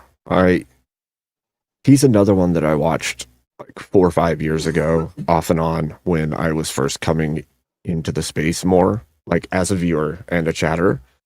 And there was some based stuff he would say, but it felt sewn in with liberal values, like anti-Christian, anti-conservative values, that I was just like, what is happening here? And then here we are all the way down the road, and now I'm in a semi-separate space, but now all of our spaces are colliding, and it's like I see the fruition of what was happening. It was like an inception, right? Like, I'm going to whittle down the conservative people by showing them just enough that I make sense and I'm well spoken, and people aren't going to look into what I say, so they're going to jump on the bandwagon with me against conservative values. It's like a long build.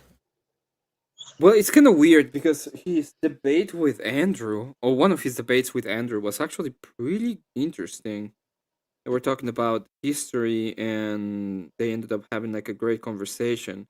But then his debates with Rob, he just lost his fucking mind because Rob would pummel him on the facts, right? He would just get pummel on the facts and counterpoints. Pumpkinhead.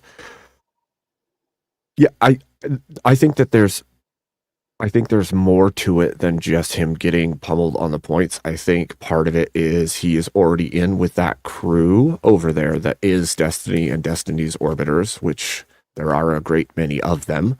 And he knew exactly how to get Rob's goat, just like every other lefty that has debated Rob in the recent past. All of them are using the same tack of interrupt, overtalk, cause him to get angry, and then blame him for all the stuff that's going on and that's wrong in the panel, basically. Which is exactly what we saw Ryan do. Then we saw Ryan do it again. We saw, like, every time after it worked once, you saw every single debate that he had with a lefty after that, they all did it. Every single one of them. As if it was like a news letter that went out. Overtalk him a whole bunch until he gets really pissed off, and then talk shit about him after the fact because he looks bad freaking out at you. Even though he had every justification to freak out on them for the actions they were doing. Because there was zero manners, zero willingness to actually contend and debate. Sorry. Hey, thank you, JS. Good to see you. Shalom. I'll throw the link out again if anybody wants to join.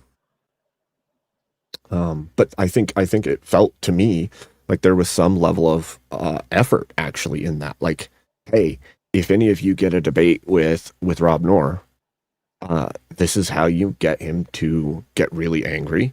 and step away, and then you can call him a rage quitter and all these things. It's really what it seems All right, like. here we go. We're going 80 down the Twin Sisters. Right? And then that also contributed to the Dusty panel where Sarah laughs at him, and then they all start making fun, and people go over there and troll him, which makes him even more livid at the situation, which gets Andrew's attention, which causes the downfall of Sarah and Andrew's relationship. And then from there, we have this trend line where Andrew's basically just completely stepped away from the situation, and now there's the lawsuits, the lawsuits. And then, as these lawsuits and everything else is going on, you see another explosion between Sarah and Dusty. And I actually typed this in the chat not that long ago. I said, there must be some kind of, there must be a common denominator. It's that whole theory of like, if every single time I'm with a person in a relationship and that relationship ends miserably, and I believe that it's everyone else's fault, maybe I need to look at myself. Well, there's a common denominator in all these situations, and we have to say, It's Emmett's fault. you have to be self-aware enough eventually to say, hey, maybe I'm ruining all the relationships that I'm building. Yeah, I was gonna say that. It all happened after I showed up, so I must be the one that's at fault. It's all I'm your the common fault? denominator. It's I Emmett's take fault. responsibility I and pointed that out. blame. What's funny about this, Emmett, is if you remember when you were first starting your channel, we had already met and all of that. But when you were first starting up, one of the things that I said to you, and we even had a discussion about it, and I think we agreed on it, is that any kind of purely drama style channel is a short-term gain, long-term loss. Because you destroy your credibility. No one wants to be close to you. If anything, they just come on to bullshit and cause problems and hash out issues publicly, right? You mean what I do? No, That is different. That is true. That is absolutely true, and that happens a lot. But I've learned, especially during this whole time, that there is more to. There are ways that you can navigate it and make it okay in a sense. Well, covering it is different than causing it. That's the problem. Yeah. If you're And the the other cause thing is, and then the farm other it, thing is that well, what I mean is Dusty has been doing it right at this point for a yes, while. yes, but he's an And opportunist. Yeah, he is an opportunist. He's not like the Well, difference is he doesn't care, and he doesn't have like a moral statement about drama. Right. And Right. if he's gonna have like a problem with somebody, he's gonna farm it all the way to the point in which he can. And the people who dislike these actors, whoever they are, Right. will also be there to support him. And when he has another fallout, he has been able to garner that kind of audience because he has a all the base. time. He actually has a loyal base that has stuck with him the entire time. It's all about the base. You know what is the Welcome thing in, I would Lion. not. You know what is the thing I will never have Shalom. guessed that Beth was gonna end up being like No, I didn't either. full-blown, Dude, I didn't either. She would go to the deep end, and I've seen the deep end, and I wish I didn't. Well, I think the latest thing that I've What's the seen deep is end? that she is a Well, you get drama shit. Messianic Jew. You realize you set yourself up to fail in some ways, right? Who? What? Say that Am I again. lagging? Say it again. Just say it again. I missed the beginning I of your can't hear it. statement. Is Abe lagging or am I lagging? I don't know. I think you're lagging, Elder Lion. What the hell did you say? Just repeat yourself. Why do you sound like 3 times more southern than usual? That is a good Well, question. That's amazing. Is it What's the going alcohol? on? I feel like I'm in a void. You- I the think he's Where darkness. am I? Wait, the darkness am I came wrong? for Elder Lion. You're an Oxycat's fridge. You're the one that's there now. Am I wrong, or is it true that he sounds like 3 times more southern than usual? It is true. It is true. Okay, I'm going to finish this statement, and then hopefully he can work out the kinks of his Blue void. Jay? So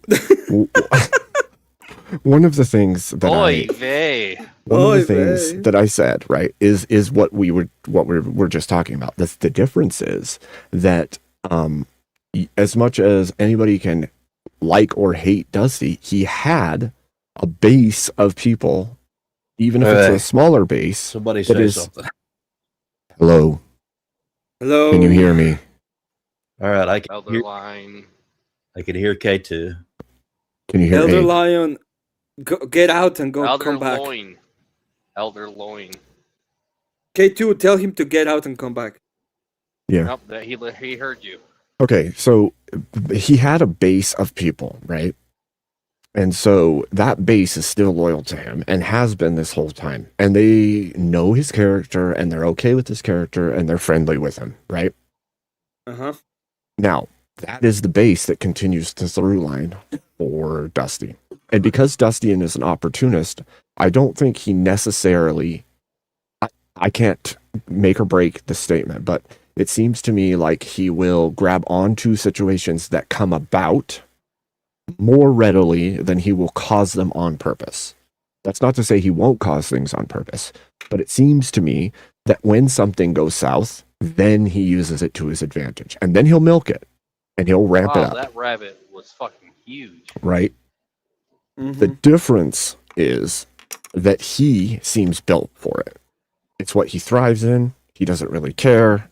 He'll roll with the punches most of the time. And even with like this situation with Sarah, he is going to just keep on keeping on the way that he usually does.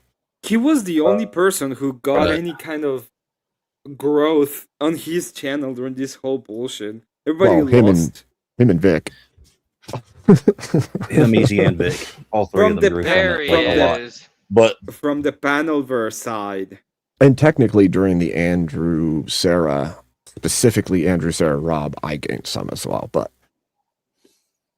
Yeah, obviously the Yeah. the great winner of the whole thing is Vic, right? He is the winner true. of the drama wars. Yes. Yes. Because he wasn't known at all until I started watching Vic a couple of months before Andrew went to his channel for the first time. Yep. And he had Same, I think. no joke 20 viewers. He had 20 viewers on his live stream. On his live streams. But he was sitting at like 12K or something like that, if I remember correctly. He was sitting about 16. He was a big Okay. channel, but he had like Right. 20 viewers. Just not a lot of live viewers. Hmm. Yeah. And I remember that, yeah.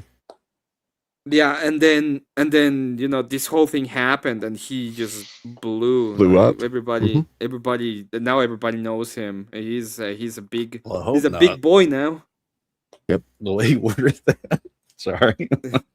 He's a big So- boy now. Elder Lion. No, I mean, What were you saying to me? I know what I know what I said, Elder. Don't make it gay. What did you come in here and I'm not say to the me? one that- Don't didn't say say nothing come to you, after he boy. said that gay thing. I'm not a boy. Trust me.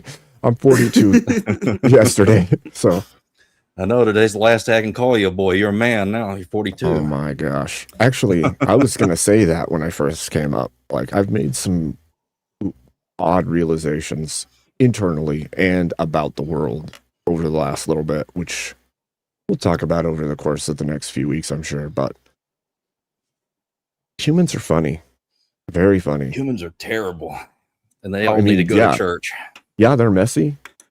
And they're wicked. And they're stupid. Being gay. But if nothing else, they're pretty predictable. Yeah. What were we saying? Beth is a I've Masonic known that for like Blue Jay. probably 14 years. Yeah, Messianic Jew. From what I've Oy seen. vey. And that's Well, she like said part so. of why the stances were taken early on my show. Because I'm pretty sure I was the main platformer prior to her starting her channel and then like she was on shows, but she wasn't like starting a show until she was on mine a whole bunch and then started a show, right? And I don't care about that. Like, that's cool. Go ahead, start your show, do your thing. If your ideas are good, you'll grow. Right? Maybe. But regardless, Elder Lion is a turkey. Now answer the question. Well, I did see it. Now answer the question. Mm-hmm. Yeah. Of course you did. There was a turkey in my yard today when I was driving to work. Well, of course you saw a turkey, because turkeys congregate with turkeys. There was a turkey in your bathroom before you leave there. There it is. Wait. Your spirit animal. Lion, there was a turkey on your bathroom before you left for work. Did you I didn't see it? It must have manifested outside. You shouldn't have seen yourself in the mirror then. Ooh, shit. I don't look in the mirror. I don't have a self. I don't pay attention. Damn, that was good timing. That was good timing. I don't have a self. That was good timing. Okay, so seriously, on all of the stuff that's happened, I think we actually made calls about this situation even during the height of Rob Sarah and then Andrew Sarah, you and I talking about this very thing, what was going to happen, and this was going to continue. The cycle will repeat, and eventually it's going to fracture more and fracture more. It doesn't mean this whole region is going to disappear. They'll just keep fracturing and going to war with each other, which is the stupidest thing you could do, right? Well, it is dumb, but I don't think it's the stupidest thing. I mean, for their perspective, like, if you continually, like I said before, if you are the common denominator, if you are the breaker of things, if everything you are touching is turning out shit, and you keep doing that thing, there will come a time, like this whole LOL suit thing, when somebody decides to stop working with you, you sue them, right? That whole statement, if that is the case, no one's going to work with you. And that's going to spread. And eventually you'll just box yourself into a point where you can no longer grow and nobody trusts you. Regardless of whether or not it was your fault, actually. Well, it could the not thing even is be your fault, and you've put yourself in that position. My biggest problem, this is gonna sound horrible, but I will say it anyway. I don't have, I respect the work she put on her channel. Yeah. She make the channel grow a lot. Yeah. But she is speed running the how to destroy the channel. You put a lot of work into it, and by doing the dumbest bullshit I ever seen in my life, and there's like no way to bring her down from her stupid horse at this point. So, honestly, my assumption, because there's no way to know if it's true or not, but my assumption is that in a night when you go onto a random channel of a person that you're friendly with, and that happens, even if you laughed, whatever, but at that point it shouldn't have been doubling and tripling down. It should have been oh shit, I shouldn't have done that. I'm sorry about that. I understand how that makes this whole thing seem with us working together. I think there's a level of like innocent, this is funny in the moment. She's like, and then doubling down on it. This is the thing. Yeah, I said that. Yeah, I did like it. It's like the thing that I see is quite literally goes on, stays there for hours, things blow up in her face, loses a ton of subs, opens up a stream, and instead of thinking, oh, I'm not gonna alienate people, I'm gonna try to keep the audience the best that I can, she goes on and calls them simps and incels. And it's like, why are you even doing that? What is the point of doing that? Wait. And well, it's ego. Like, this is what happens when you grow really fast and people continuously, you surround yourself continuously with people that praise you and never give you any criticism. They eventually get to the point where when they make a mistake, they just keep doubling down because they think they're just right. They don't understand that they're not right. Well, because they can't be wrong. They're losing it. Yeah. And then you got all those people continuously supporting them because they're all drama people and they like to see this shit just immediately collapse. So it just collapsed quicker because she has support from people that don't like her, that want to see her fail. So what's funny about this whole situation too is, Emmett, you know I'm a watcher. Like, I'm constantly like all over, right? Mhm. Do you remember that falling out day when you were on the panel and I messaged you and I was like, hey, what's I going on remember you here? messaging me, but I was like, I don't know what the fuck is going on. And then I realized what was going on. I was like, well, you know what? Maybe I should get the fuck out of here. It's not a great place to be. So I had like 4 windows open and I was watching all these different things at once and I was like, this is gonna blow up bad. And you like get on the panel and I'm like, Emmett, do you know what just happened? It's like, Well, no, that's I kind was. of the problem with hanging out around those places is that you're walking into essentially a nuclear site every time that you go near them. And what happens there is that a lot of those people that don't like those places will just immediately judge who's ever there while it's happening. True. So now there's a list of people that were Just your surrounding that association. people. That nobody that I know of would interact with, not personally know, but people I've seen in certain groups say that they will not interact with any of those people if they see them around those places. Yep. And even actually, I would say even a lot of the spin-off stuff that's happened since, whether you like or dislike any of these people, I don't really care. You all know that I don't really make enemies with people. People have to make themselves my enemy, and then we'll play. But the people that have spun off and had a whole bunch of drama and issues and now are like at active hatred levels with a bunch of people all came from that scenario, basically. That scenario related. has spun off into all of it. It's all There's related. no- all of this is related. Well, what I'm trying to say is this, is that when you're part of the drama sphere and when you interact with them, what happens is you're immediately put into this place where people won't take you seriously because they think you're an irrational actor. And I'm not trying to like immediately, I'm not like attacking anybody. I'm just stating what I think. So I'm not attacking you, Emmett. I'm not. I'm just saying what I know to be true from my angle. And what happens is that they're immediately written off, and then what'll happen is slowly over the course of time, they get taken less and less seriously to the point where you have no choice but to do drama. There's no other option. Or solo content where you just cover stuff going on in the news or whatever. And like that's the way kind of around it is just covering the drama. I mean, but I not could really just simply- interacting with the with those areas though, because if you interact with them, there are going to be people that write you off. I know what you mean by that, and I don't wanna go into it. We can have a conversation in private about that if you want to. Yeah, we can do that. I wouldn't like trying to like. I'm not. I wasn't making going it to a talk center about of- it. Yeah, no, I'm not No, trying to I make know. you say anything. The I was just reason making why a general statement. there's a couple of reasons why I went into that space that day specifically. One, I was asked to. Two, I really needed to have permission to restream because I was gonna do the restream live, and I wanted to have the permission so that I knew I wasn't stepping on anybody's toes to avoid more drama.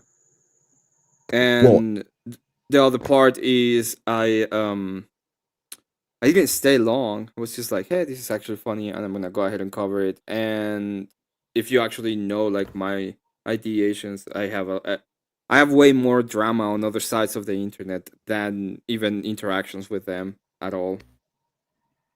I would say also there's another chunk to all of this actually, and it is the case that when you're a chatter and avid watcher, you see things from the outside, and so you miss a literal shitload of what's actually happening.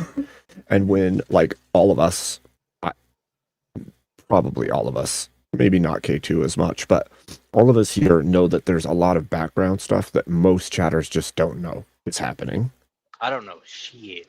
between random people and all this stuff. And what happens is, like, the background communications between creators, when, like, you say you're friendly with them, or you've got their back, or you hate them, or whatever it is, there's a bunch of communication that goes between everyone.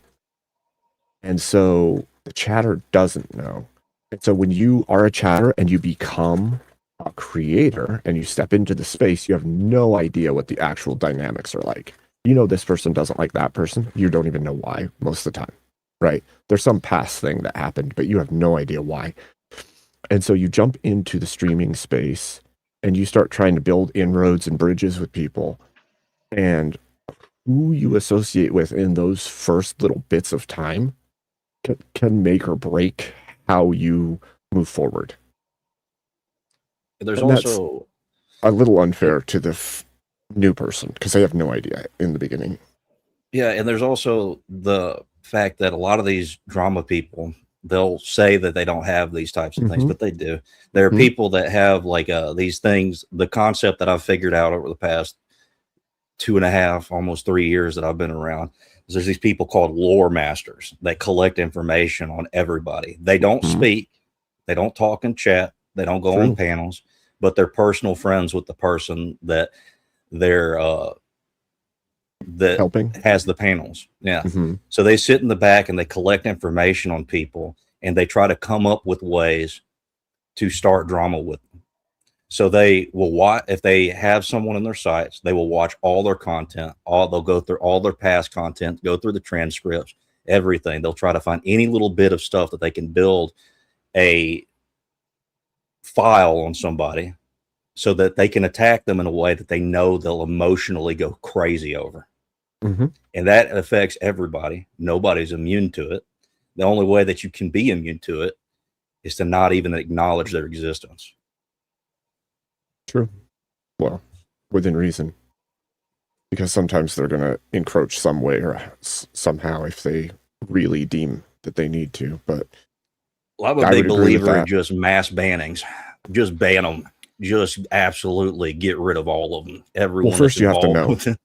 First you have to know. Right. Well, a lot of these people, you can kind of tell that that's what's happening. And specifically with a lot of these drama streamers, that's what they'll do. They'll get that information. Once they have that information, they have that file on you. You already know that that's what they did. You have to. So at that point, it's just best to see you. I don't want to interact with you again. You can go talk shit about me. I'm not going to pay attention. Right. I am not in the know-how. This is why I jumped into the scene. And at the very least for my own self, I had a lot of pre-knowledge coming in. Not all the pre-knowledge, because there's a lot of things that slipped. And I had no idea about, because some stuff happens without people knowing, right? Like bad blood between people, stuff like that. But that's why I was Switzerland right off the bat, because it's like I'm not doing that. I'm not becoming somebody's pawn in a game against another person. I'm not helping somebody take shots at somebody else. That doesn't even make sense to me, because it wasn't worth it. It just wasn't worth it.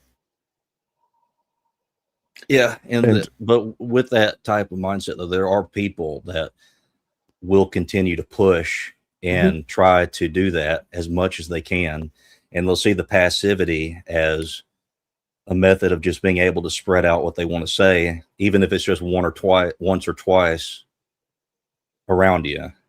Right. And then try to infect that, and then try to draw people into their sphere where they can convince them of a whole bunch of other things. So it may seem like passivity on my end, but you can ask Emmett. There's been times I had a full panel of much bigger streamers than myself, and I've laid it down in my back chat. There will be no drama between you. If there is, you're gone. And I'm not saying I won't have anything to do with you again. And the reason is, like, yeah, it may come across as passive, but there is no passivity with this. Like, no, I don't like talking about what's going on, but I'm not getting into it with them. Well, and I'm not letting them platform it here. Yeah, what I'm saying is this. It's not that I see it as passivity. It's what they see. Right. So I'm not That's like, fair. That's whenever fair. I talk about this stuff, I'm not like going at anybody. No, I'm no, just, I get it. I get it. I get what you're Man, I saying. wish I was in the knowledge. Thank you, sarcastic yeah, Saint. you don't. It's terrible. You don't wish you Everyone, knew. Trust me. I wish I didn't know. You would have way less respect for half of the people if you have any at all. And on top of that, you'd be like, well, what the hell? Like, Well, is this which like people high are school? talking Are they about? children? Just it's just every which way in many aspects, actually. So and the other thing with that is like you could know a whole bunch of stuff, but if you're missing key points, then you're just going to have a skewed point of view of people, which isn't helpful either. Just Just the one thing that I've have grown up around, and I've noticed that a lot of people, and I'm not saying anybody here, I'm just saying that I've noticed people that go and try to switch between everybody's like channels and stuff and try to stay neutral or whatever, not necessarily anybody here, is that they don't understand that these drama people are extremely charismatic. I'll admit that. They're very charismatic. They can convince you of a lot of things, and it doesn't matter how smart you are, because they can lay it out in a way that's very attractive to think that they're correct, or that you like them enough to where you don't want to believe that what they're doing is manipulating you. So a lot of people fall into that trap because they're not used to being vigilant against people like that. And do you know what the dark triad is, Lion? I have a vague idea. You have to explain it to me. So there's a dark triad, and it's 3 sets of traits, right? One's Machiavellianism, right? And you're saying they're charismatic. Well, people that are high in these 3 personality traits find it easier to utilize their own personality quirks due to the way they were raised, whatever it is, to manipulate the people around them. And it's exactly that. It's different types of linguistic manipulation or personality-based, charisma-based, Pied Piper type things that allow them to gain following and have that following do what it is that they want, simply because of the way that their personality functions. And there's a whole bunch of, and I know it's psychology's gay, I get it, but there's a lot of like foundational information about it that is trended and tracked in a way that makes it make sense. Like, yeah, there are some you learned this behavior, psychological concepts that you can like observe and notice that it's true. But so they learned this behavior because they had to survive in this situation for their formative years, and they learned how to use that on people to get their way, kind of thing. And so those dark triads are usually present in people that do those things that you're saying right now. And I think Emmett would agree.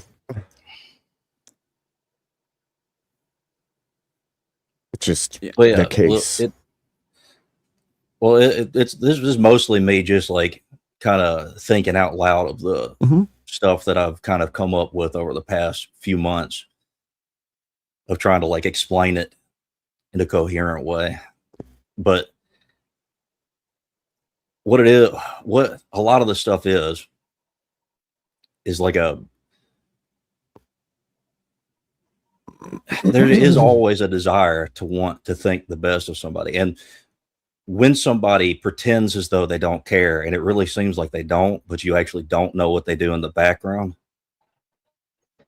like it gets very chaotic and messy. And a lot of these people pretend like they don't care, but they really do care. They care a lot more than you think. Well, and even with some of those people, I've seen direct evidence of that. Yeah.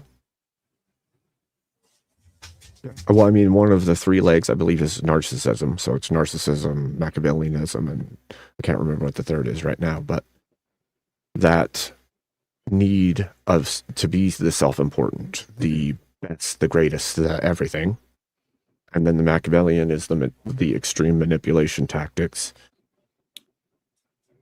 And the other part of it is like a lot of people who are really high in these specific traits, they function this way because that's how they know how to function within the world. And that's not to say that they're right or that it's okay, but that's what's worked. And so they continue to function that way. Which means they have to trample everyone else. Yeah, with those people, like I have a lot of grace for them. I hope that, you know, there's some way that they can be changed, but I don't think that I can do anything to do that. It's more of a, you kind of have to just let them either figure it out themselves or they don't, because it's impossible to actually convince them of anything. And within narcissism too, it also manifests in two different types of way. There's the person that tries when they try to make it all about themselves, they'll either do it very loudly or very quietly.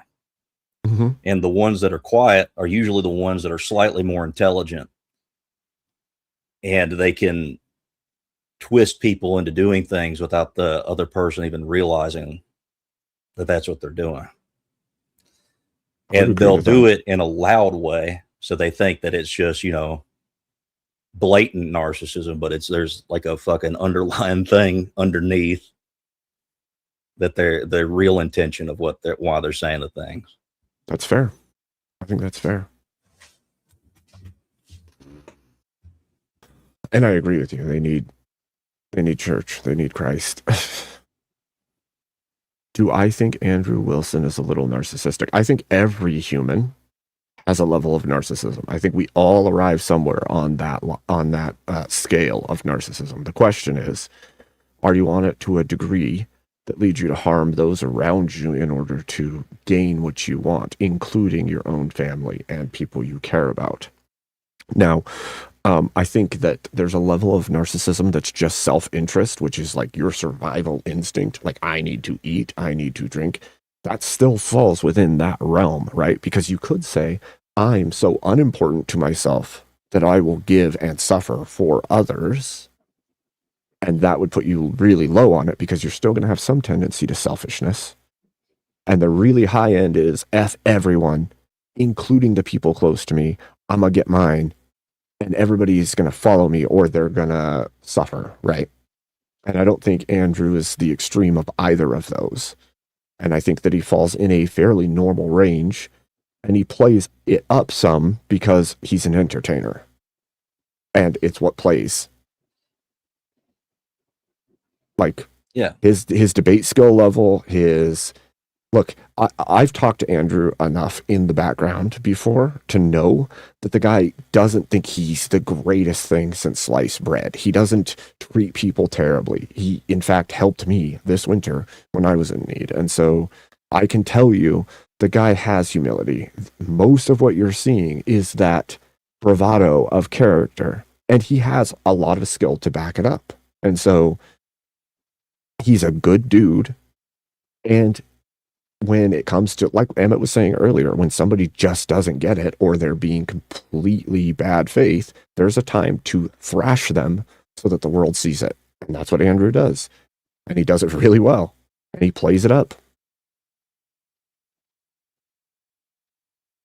Yeah, and that's how I think that's the way that you actually get a narcissist to maybe be able to change, is somebody you just keep lashing them until they either completely shatter themselves out of that mindset, or they just immediately run away and just continue to do the same thing anyway. So it doesn't really matter.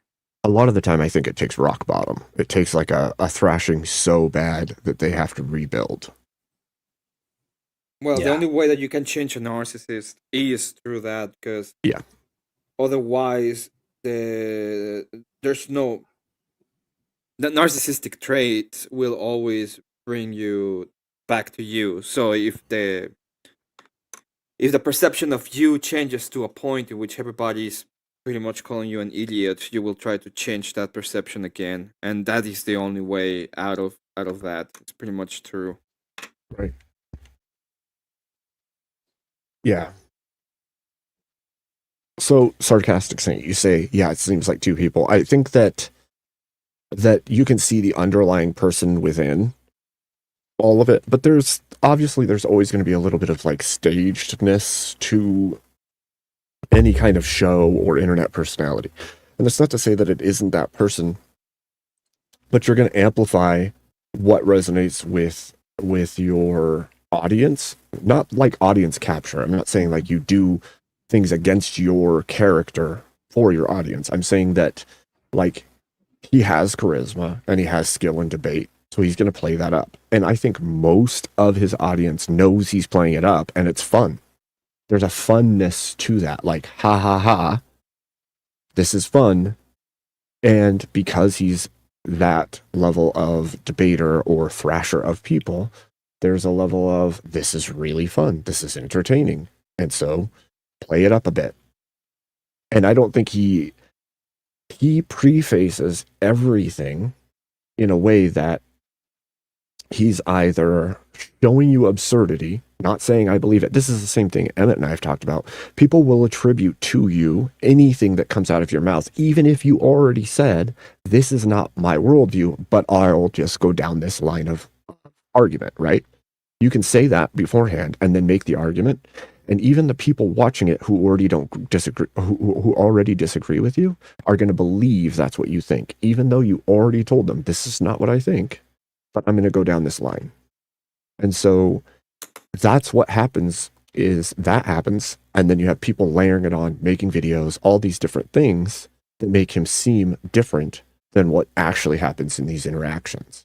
And I would bet you that if you saw the back end, like not all of the tape, but everything that was happening beforehand and after, you would see a completely different story. Because the way that things are is what's entertaining. Because even the people that are enemies to Andrew, he's helped, been friendly to, done things with, and there wasn't a problem. The people he helped and did things with were the problem after the fact, because they try to tear down what doesn't agree with them. And actually, I would say this too. I would say that there's a certain level of you're good faith, you're helpful, you do all these things, and you're skillful, and you keep going, and everybody keeps trying to tear you down and destroy you. And there comes a point where you're like, okay, fine, let's play. And then from then forward, you're going to be that stern, dickish person, because you know every time you let that happen, they're going to try to destroy you. And so you never let them in to destroy you. And I think there's wisdom to that.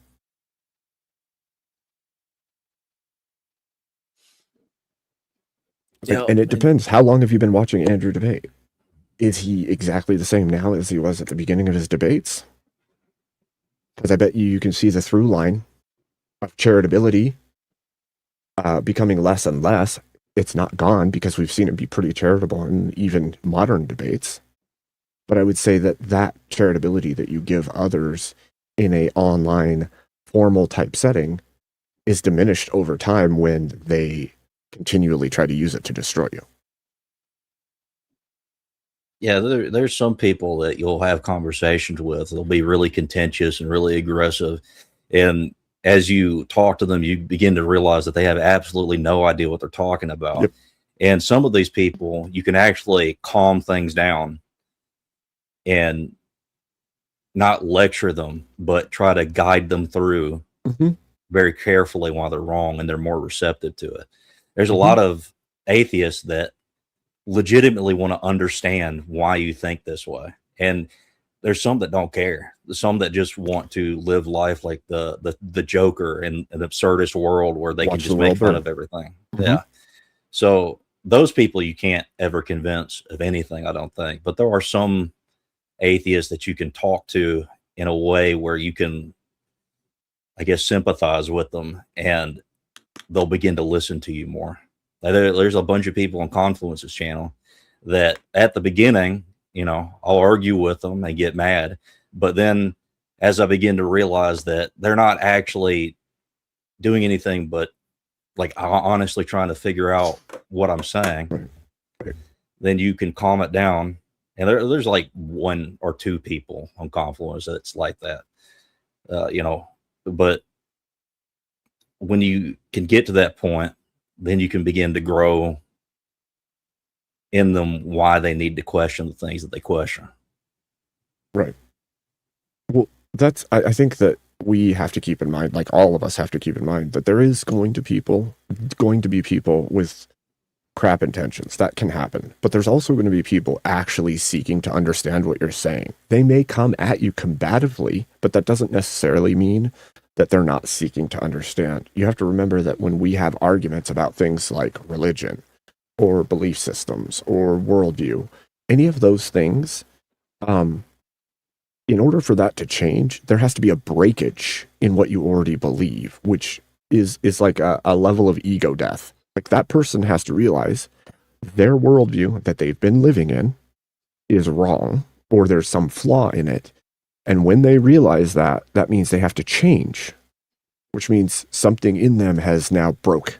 And in order to move forward, they either have to accept new information and change the worldview, admit that the past was wrong. And that's hard to do for the human because when we are in the world surviving, it's easier to double down on what we already believe and to continue forward in it and defend it because it's what we've done throughout life to survive, right? I have been surviving with this worldview for 25 years, whatever it is, 35 years, 40 years. Now something is breaking that. Now, all those years I survived with this thing, and letting go of this thing means everything I know might be wrong. I have to change. That's a hard thing to do in the moment. And so they're going to be combative at first. So some people, if you are compassionate, not toxically compassionate, but if you're compassionate enough to try to work through it with them, if you see them actually earnestly trying to understand, it may make huge difference for them. But like we were saying earlier, there are some people that are going to roll in there and all they want to do is clip you up and make you look like an idiot every way they can. And you have to try to define whether or not it's the first or the later. Yeah, and the easiest way that I've found over the course of my life is just be really aggressive at the start. Just be really aggressive and push them really hard and then see where like they're emotionally connected to something. And then once you notice where they're emotionally connected to something, that's when you can go like, sorry, man, I was just kind of pushing you a little bit. But now that I can see this, we can talk about it and see why you are so connected to this one position. Well, I mean, I don't disagree with that method. I think that it, like for me, I prefer to Socratically question. Like, I want you to tell me what you believe, and I'm not going to interject or try to change it. I'm just going to let you keep breaking it down and understanding until you start finding fractures in your own stuff. Because when you start seeing them yourself, because you're the one seeing them, and you're the one trying to explain it and realizing you don't have any foundation, then you have to wrestle with that now. You said it, not me. You told me the breakage in your ideology. Right to my face. I never even said there was a breakage in it. Now, I'll agree that there's a breakage in it, but you just told me it's broken. Now you have to contend with that. Yeah, there is that method too. I don't think that there's just one method that necessarily works. No, there's many. And I think it depends on which one, I guess, you're better at using. I think each individual has certain skill sets that they're better at doing. So I think we can come to different ways of solving problems, but I do think that in specific individual cases, there is a need for the aggressive or the Socratic, I guess. Mm-hmm. And with the aggressive approach, some people hate me after that, and I don't really care. And the reason that I don't care if they hate me after that is because they're being emotional about the things that I say rather than trying to understand what I'm trying to actually say. And even with the Socratic, but if you do that with somebody that's very arrogant and thinks that they don't need to answer those questions, that it's just a silly one to ask, they can just blow it off. And they don't have any emotional or any kind of well, that's what I'll reasoning press to in, change. right? like I did with Steelman, that's when I'll press in.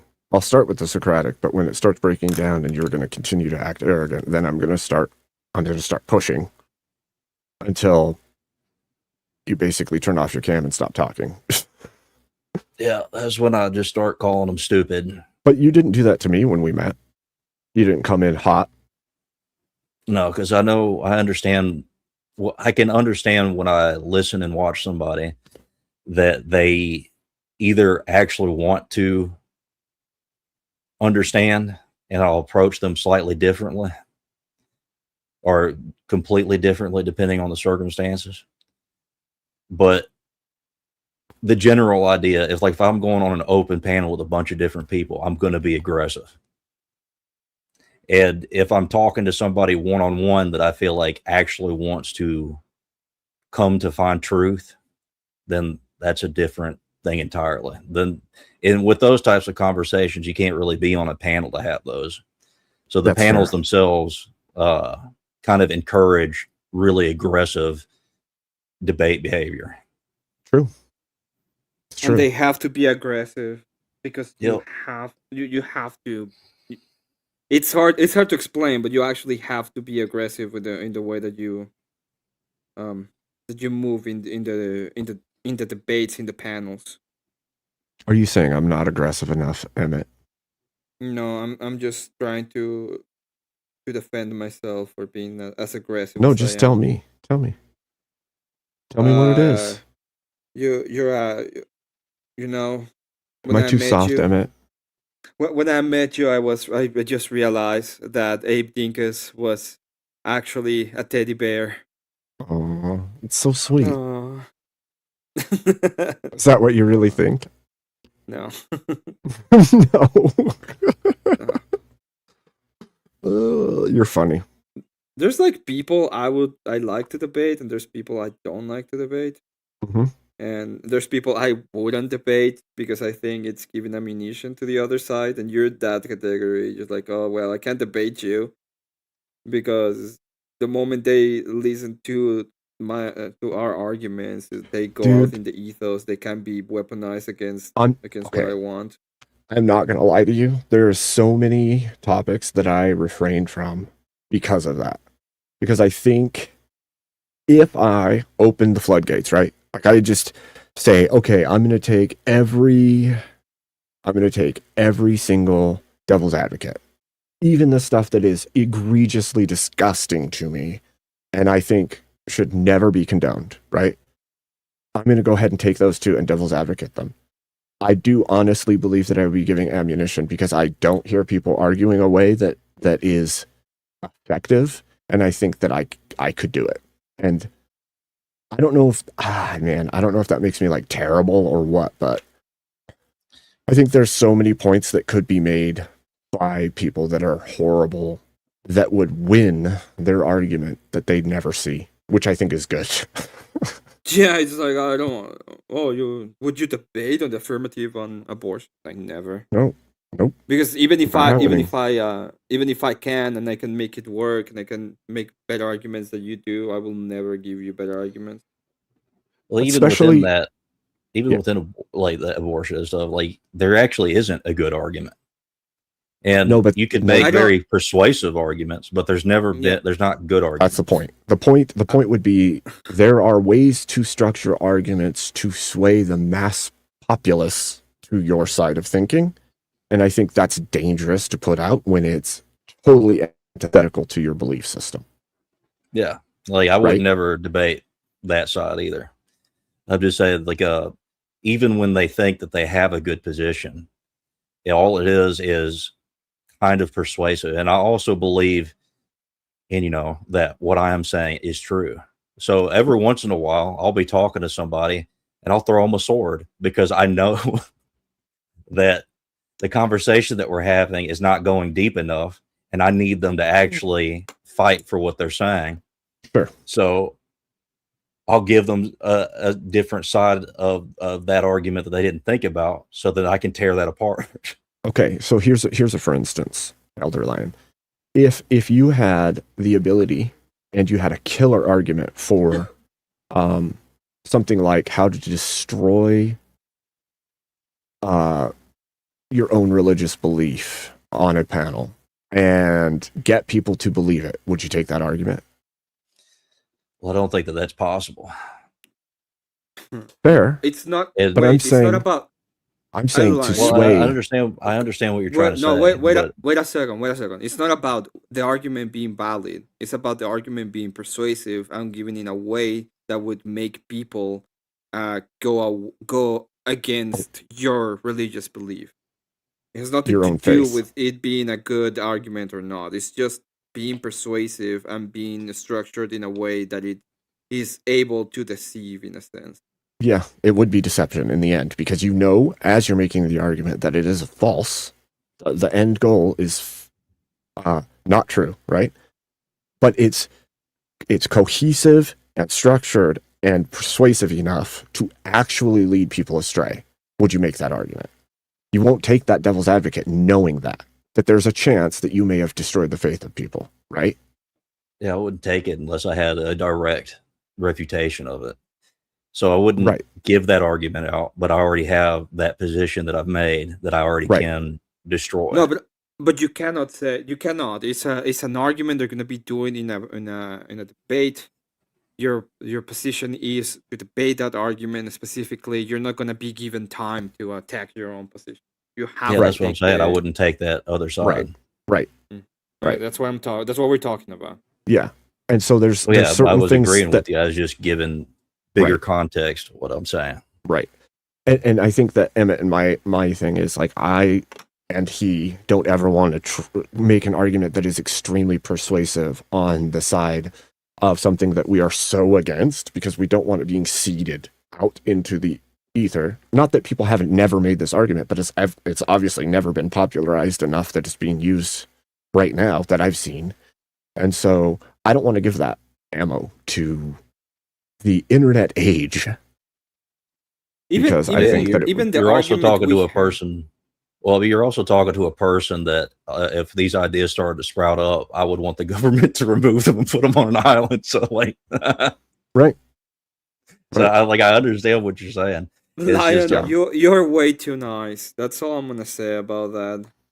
Well, I have to be consistent within my Christian values and my pro-life position. It's not inconsistent to enact justice. It's actually pro-life. Well, I'm not gonna have this debate. We could disagree. Right now. This is one of them. This is literally one of them. In the morning. It's 7 o'clock in the morning. Anyway.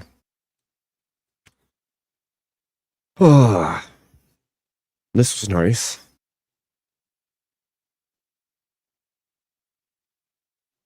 Wow, don't all talk at the same time now. I'm sorry, I'm painting. I'm almost done with the fucking tank. Almost done. It finally has metallics. It looks great. I'm doing flames right now. So, Elder Lion, do you have questions for me? No, not really. I don't know what you mean. Just what I said. Does anybody? Does anybody? How many hats do you have under there? I don't even know. I can't see under the hat. Is the 9th cage under there? Shut up about the cages, Elder Lion. There's no cages. Look, for all you know, it's bigger on the inside, and Emmett lives in it. Okay. So that is the 9th cage. Wait, it's a teapot? Now you tell me it's a teapot? No. Look. It's some timey-wimey stuff. Don't make me explain it.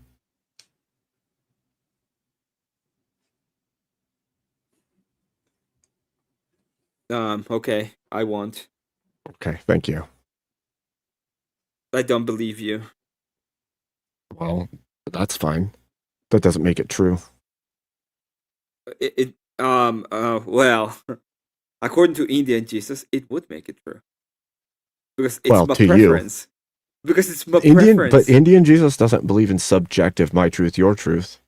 No, he does believe in that. We went through that in a lot of senses. We always come back to it, and he always fights me on it. I don't believe that he believes it's truth. I think he believes that there is a difference between objective truth and people's subjective experience. And because people have a subjective experience, they reside within a space where they believe such said thing is true. And so then subjectively it is true, even if it is not objectively true. Well, then it's not my fault that he's too dumb to explain his position, and he starts by saying, "No, because I prefer it." Well, some people need training, okay? Some people need training. That's all I can say. Some people need linguistic, rhetorical training, okay? Well, I've been getting really into the damn transcendental argument, and like I've been getting experimental with it. Oh, and I've been I think the transcendental argument actually explains everything. I don't think it explains just concepts. I think it actually explains literally everything.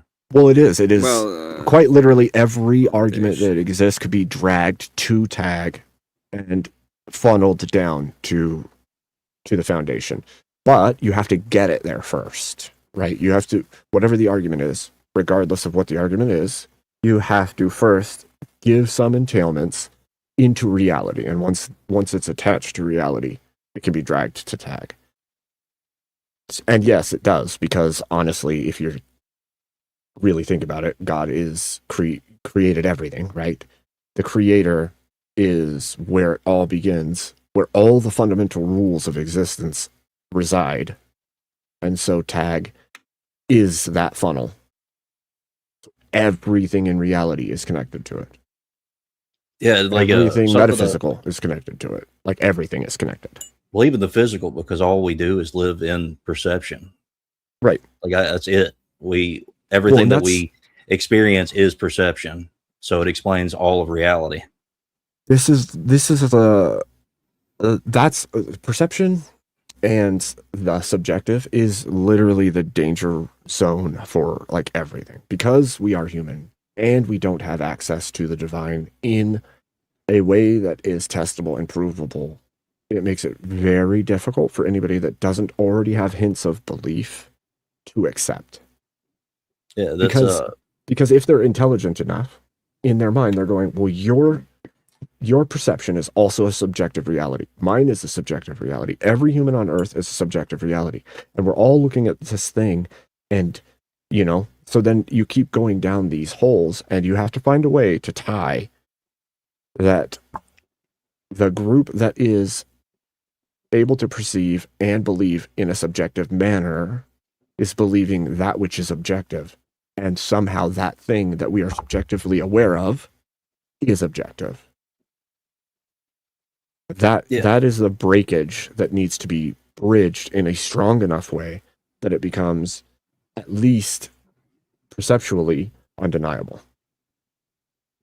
Yeah, and then when it comes to like even being able to have a type of truth, you'd have to have, and I don't have this all fully fleshed out yet, but I've just been listening to a lot of people give the tag argument. This is something that I kind of realize is that even be able to have access to any type of truth, you'd have to have a personal, omnipresent God that would be able to give it to you. So even if you could find something that you think is just truth in like a physical state, like a rock is there, we both can touch it, it's real, still requires a God to ground that thought both in both of our minds. Okay, so that's actually an interesting point. So were you watching on Teriax earlier when I was on there? No, I was asleep and writing. Okay, so one of the claims that I put to Shiva was that absent perception of human beings who are rational beings capable of thought and experience, how do you know that light or reality or anything actually exists if absent perception, right? And we kind of got into a back and forth about like light and how light works. And I was like, I put up some really silly questions because I was trying to test the credibility of like his Buddhist underpinnings, right? And so I was like, how do we know light is produced and enters the eye for us to experience the world and doesn't come out of our eye. And he's like, well, I mean, that's obvious, scientifically obvious. And I was like, okay, but what if I'm not talking about like photons? What if I'm talking about the light of like humanity? Like even Buddhism teaches that there's some kind of luminescence or some kind of light within. So how do you know that your perception isn't what's being projected from your eyes into the world, and that is what you're actually seeing?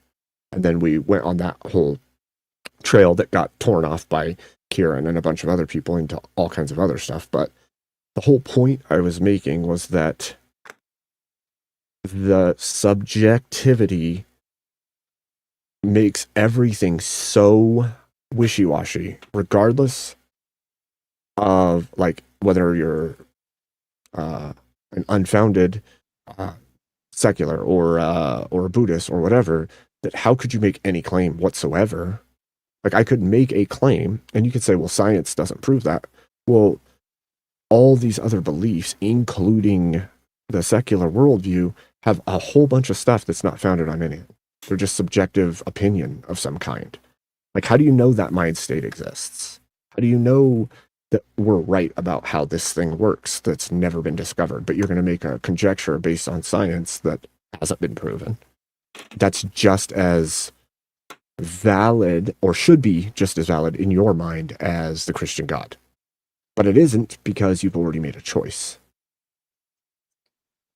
Right? And so like your statement of the rock is that same thing. Like we can both see that the rock's there and touch it, but that doesn't mean we automatically agree on the state of why or how or what that thing is, why it exists, how it feels. We could, like, you could touch it and say it feels hard, and I could touch it and say I don't think it's hard, I think it's smooth. Like all these weird subjective pieces, because we are human. Absent what you were saying, absent the Father, it makes no sense. Because otherwise we would literally be completely independent, functioning, perceptual beings that could never actually agree on things. Yeah, and even with like the concept of time itself, like time, as far as anybody understands it or knows that I've seen, time is just a perception. It's not actually an objective thing that people can access. You all have a subjective view of what time is. So as we're talking right now, this conversation is going maybe slightly faster or slower, depending on the person who's listening to it. Well, and that's exactly their life. Yeah, their life is going by slower or faster, depending on. Right. That's exactly why we could be like, oh, I thought we were talking 10 minutes, and somebody else will be like, oh man, I thought that conversation went on for 10 hours. Yeah, and so same conversation. So the only way that we can really understand time working is it being perceived by something. And I've actually had this argument with somebody for a long time, that they believe that time itself is just a solid thing, but we all just perceive it differently. And then I would always ask them, well, then if time is only perception, who is grounding that consistent time that's actually passing? And then they'll go to material itself emanates the consciousness of the universe that grounds it. I think that's stupid. I think that's a really stupid argument. Now on the time argument, I would say there's a certain level of reality to time, and that comes down to like decay of chemicals, cell death, replication of cells, how long it takes for cells to divide and replicate, things like that, which show us that there's something like this. Obviously has to happen in a when, because otherwise it's static, right? Nothing would change. Without time, nothing changes. So time is like marking the change as it happens. Not that time causes the change, but the change is inevitable. And because the change is inevitable, we have time to know that it's happening. You know what I mean? To mark. It would be, something like that. the thing is perception. You still have to have. Right, it's all perception. Yeah, Time is all but perception. The point is that it's not a. If you this is a thing that is argued a lot. It's like, and I argue it the same way. If I'm not pure physicalist, I don't have access to time. All I have is whatever is happening at the moment.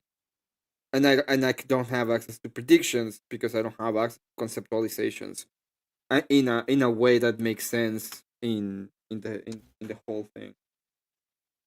So yeah, I think that's exactly the same thing Line is saying, is the without being able to ground time in a sense, you don't have actual access to time to say time is this and this what happens and this changed or whatever. This is one of the reasons why I don't agree with the changing thing from Teriak. Yeah, I mean, one of the things that I have a problem with is specifically with like the universe always existing and that it's self-perceiving, because it's kind of like a Platonist argument, I think. And it seems like people try to come to an understanding of trying to get rid of a god, but just trying to create an unconscious god in the process, or a natural god, a god of nature. Mm-hmm. And it always revolves around God being a necessary thing for reality to exist. And they don't seem to understand that that's what they're doing. Like they're using Platonistic or Neoplatonistic type of arguments without even understanding that's what they're doing. And like almost, I would say every single atheist that thinks about anything ends or tries to come up with justification for anything ends up being a Platonist. They just trying to skip the fact that they're accidentally making material God.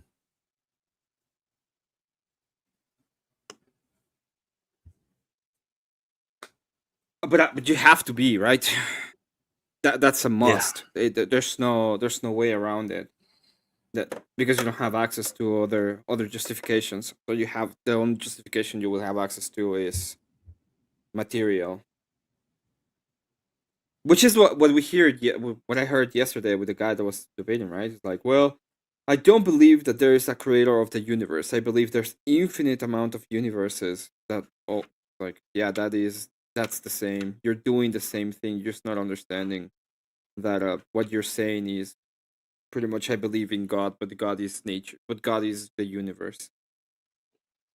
Yeah, this is also it is also fallacious. It's like a argument from ambiguity or something. I don't remember exactly, but it's trying to make your argument so broad and so unfalsifiable that you think that that's actual justification for it. Like if we can make everything so random that there's infinite amounts of universes, so eventually we would have had to have emerged from material, then like it ultimately just becomes fallacious, because it's like, okay, so you're just taking a unfalsifiable position that we both can't really prove or disprove, so it's not even really an argument. Well, they will say that's what they say about the argument for God, right? Which is why I decided to be as aggressive as I can, is because they're doing the same thing. And instead of granting whatever they're saying, it's like, I'm gonna go ahead and attack you the same way. Because now we live in your world, so you're the one that has to defend your worldview and your axioms and your ideations.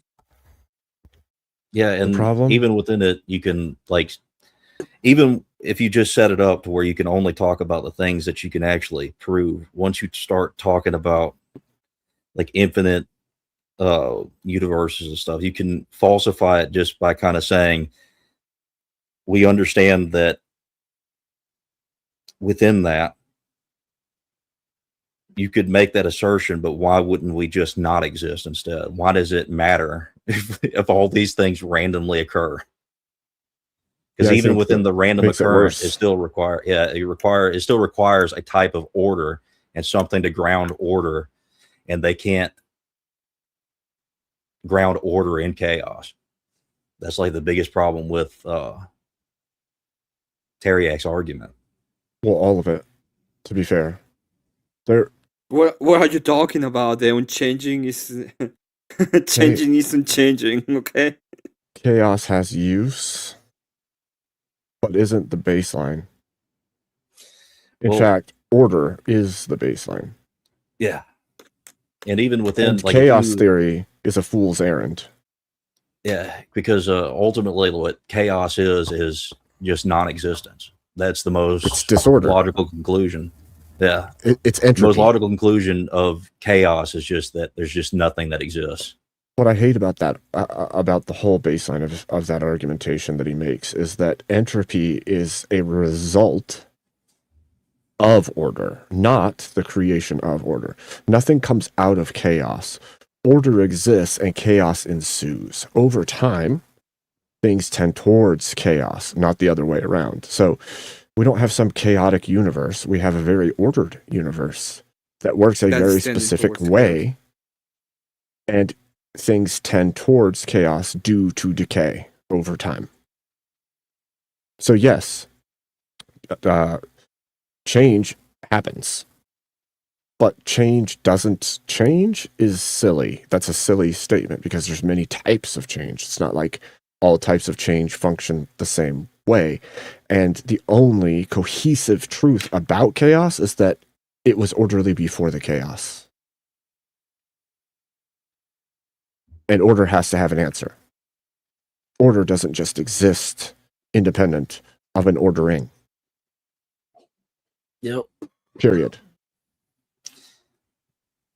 Yeah, and even with the idea that like obviously it's inherently contradictory to say that change is unchanging.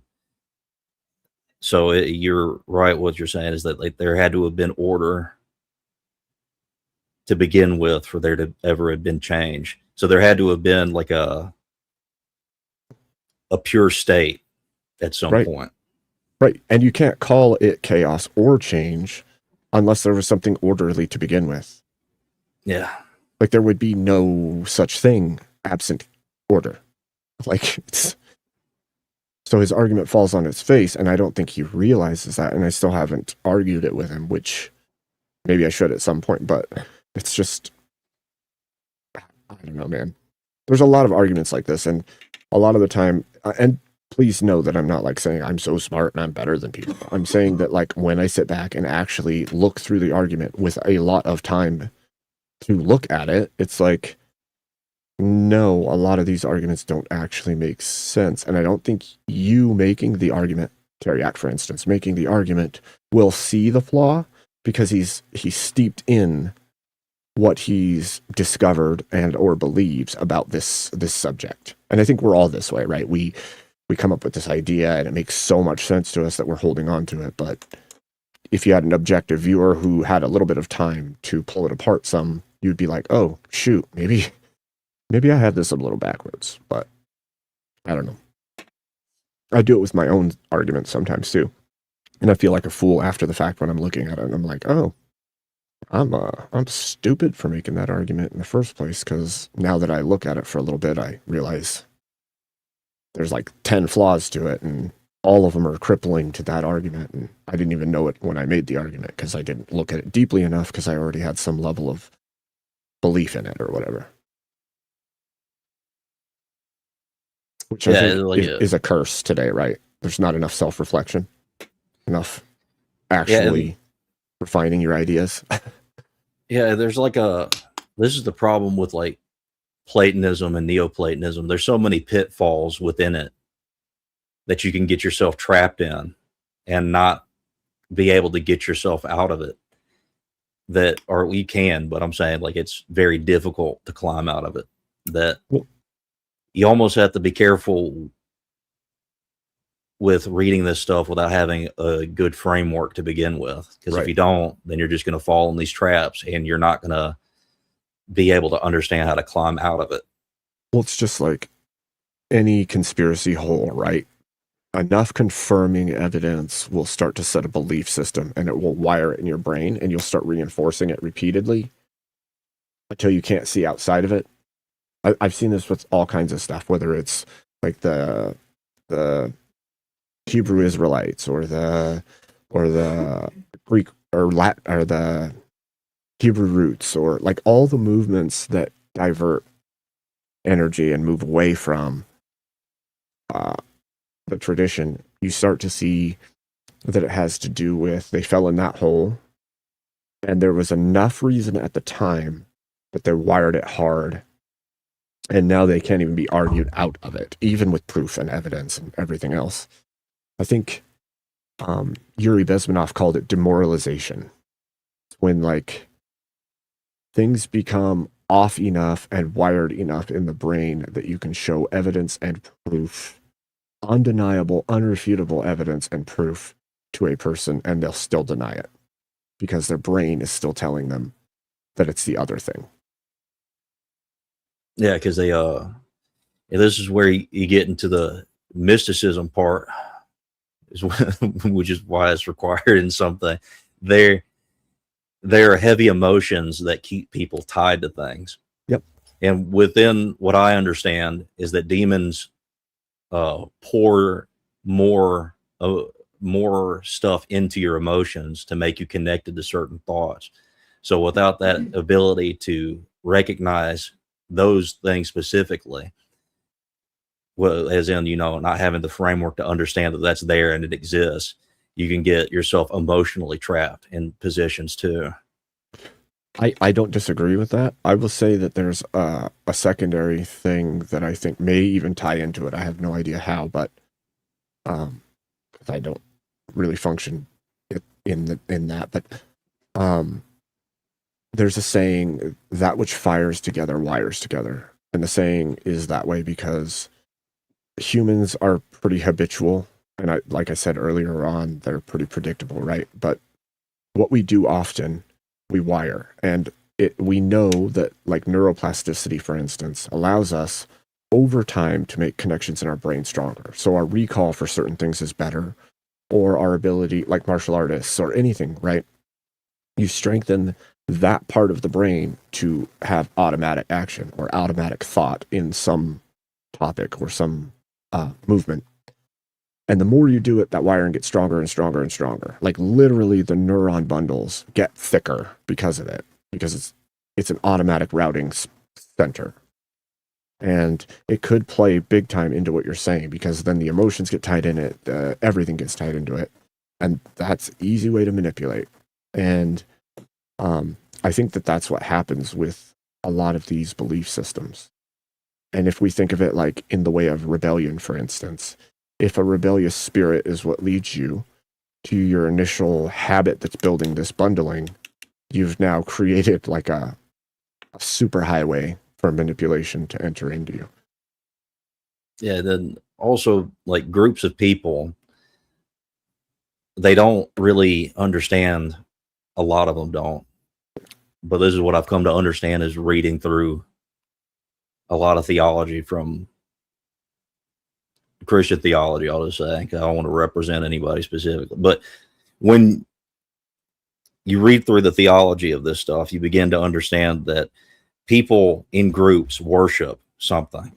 It's constant. If you're in a group of people, you're worshiping something. Right.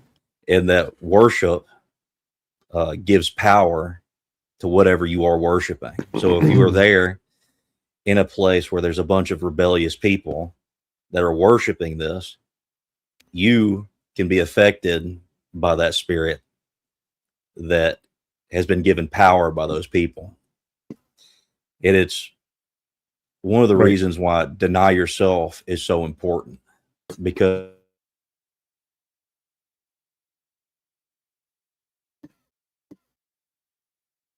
Hello? We both are like, wait, what?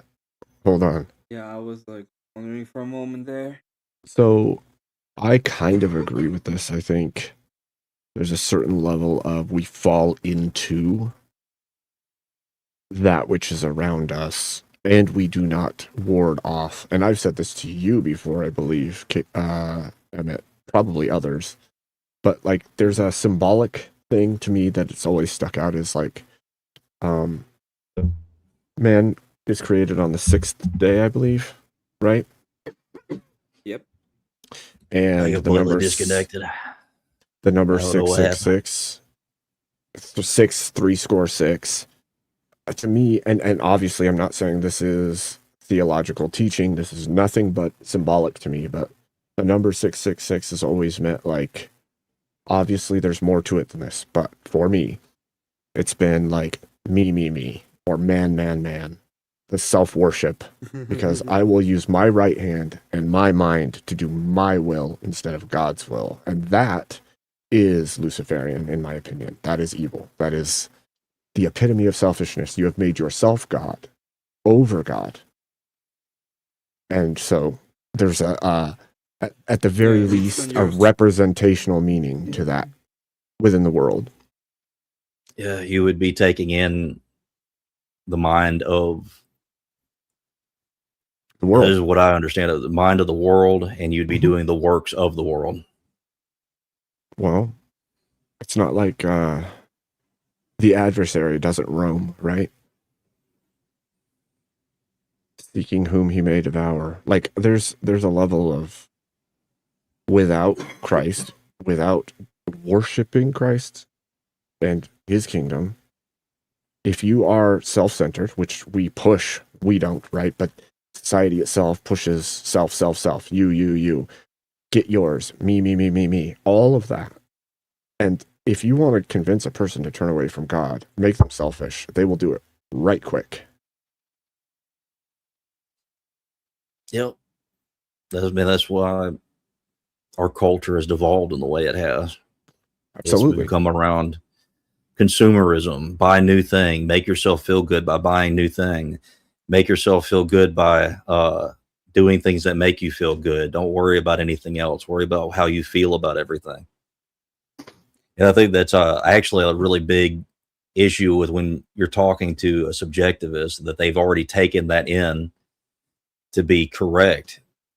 So they have no concept of anything outside of themselves being objective, because why would they need it to be? They know what makes them feel good. Well, what's every antinatalist's argument? That they shouldn't have to take responsibility for their actions. There shouldn't be much. suffering. There shouldn't be pain. Everything should be happy. We shouldn't bring new people into the world as long as they're suffering. Excuse me? Wait. I'm pretty sure suffering builds strength. I think adversity breeds strength and success. Like if you look at the rags to riches people, they had it hard and they had to drive for the success they made, and it makes them more filled with character generally than somebody who's just handed things. So how can we make the claim that suffering or pain or anything like that should be averted at all costs? Well, like that's their claim. Their claim is we should all be happy and there should be no suffering. Otherwise, life shouldn't exist. Like what? And that guy Andrew was arguing with today or yesterday. He said suffering is bad and the absence of suffering is neutral. And I'm like thinking, so joy and happiness and peace and love are all neutral to you, but suffering is bad. That doesn't even make sense. You're saying you don't want to bring people into the world because suffering is bad and everything else is neutral. By whose metric? Like, what are you talking about? That person made me suffer because his fucking microphone stuck. That's true too. Sounded like he was in a very large closet. Maybe he should stay there. Yeah. He makes me suffer by his opinion existing. Yep. But like, it's but it always is, me. Yeah, and it's like it's one of those states of just pure pride. That's another one of those things where it's almost impossible to get somebody out of that without breaking them. And I guess it's still just narcissism. So I guess it's still the same thing, but it, which is why I don't think narcissism is necessarily like a natural thing that happens. I think it's more learned than anything. I think you become more narcissistic over the course of time of only thinking yourself. Yeah. Most human behavior is learned. Like you and I, okay, anybody who has children knows that there's a level of personality within your child you didn't put there. There is predilections, there is parts to their personality that's just there. You did nothing. You raised however many kids the exact same way, all the same rules, all the same tenets, all the same beliefs, and they're completely different in their personality. Now, the other things like narcissism, like selfishness, like greed, those things are generally trained into the person. There's quirks in personality that when you have 6 kids, they're all going to turn out different with their personalities, but there's going to be a through line of certain things that exist that is entrained. And that's most human beings. So I agree with you. I think most mental illness, as we would call it, is entrained behavior, whether it's through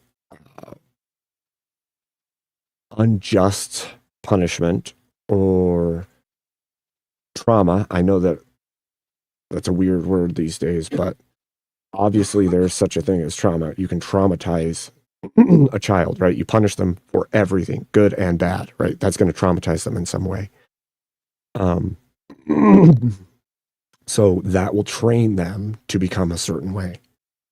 And so I agree with you. I think narcissism is trained behavior based on the mistakes of the parents, generally.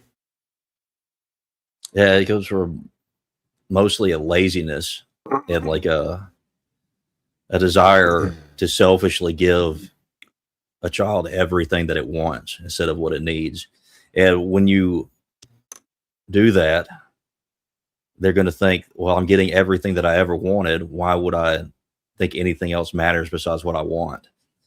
I think there's two ways. I think that's one for sure. And then there's and this is where I think suffering has kind of gone away as being actually a good thing, because suffering in like big families or families where you're actually there not only to just be given things, but actually contribute to, you are suffering and giving things over to the household, to the family as a whole. And then you can see the effects of it and how you actually are spreading, what would be the right thing? You're spreading a selfless type of joy or a selfless type of prosperity. Yeah. You're contributing to the prosperity of your family. Yeah. And in that, when you have kids that are raised in that type of environment, they, just from what I've seen at least, they become more fulfilled and better at interacting with the world. Yeah, I would agree with that.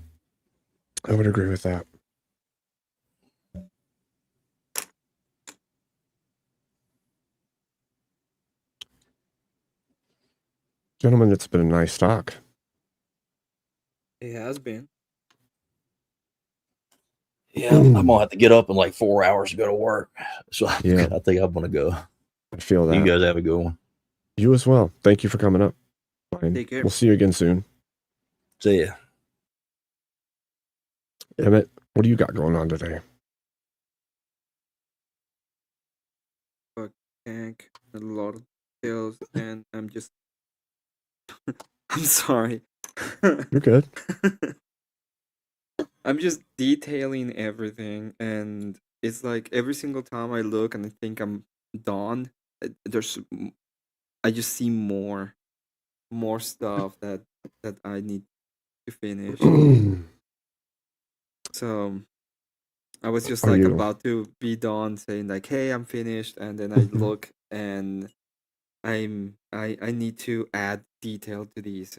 Okay, I have to add detail to these thing now, and then to the next thing. Pretty much what I've been doing, like move from thing to thing.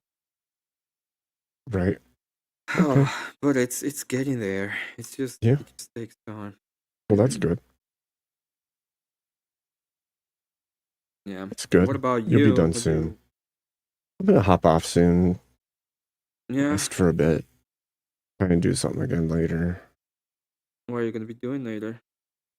No, I mean come You're gonna back be on doing here VK? later. Oh shoot. I forgot it's VK day. Are you gonna be doing I don't VK or no? know. I don't know. You don't know? I mean, I usually want to because the fun of interaction, but at the same time, there's times where I'm just like, I don't know. Not that it's bad, it's just sometimes it's a lot to invest in, right? Like I'm gonna go on there. Well, so it's And you know time. me, I'll literally go there and be there for the whole show. Like I'll be one of the first ones up, and then I'll be there at the finals, the and end. then get off, and it's like, man, I'm so worn out by the end of that. I don't know everybody is, but like, shoot.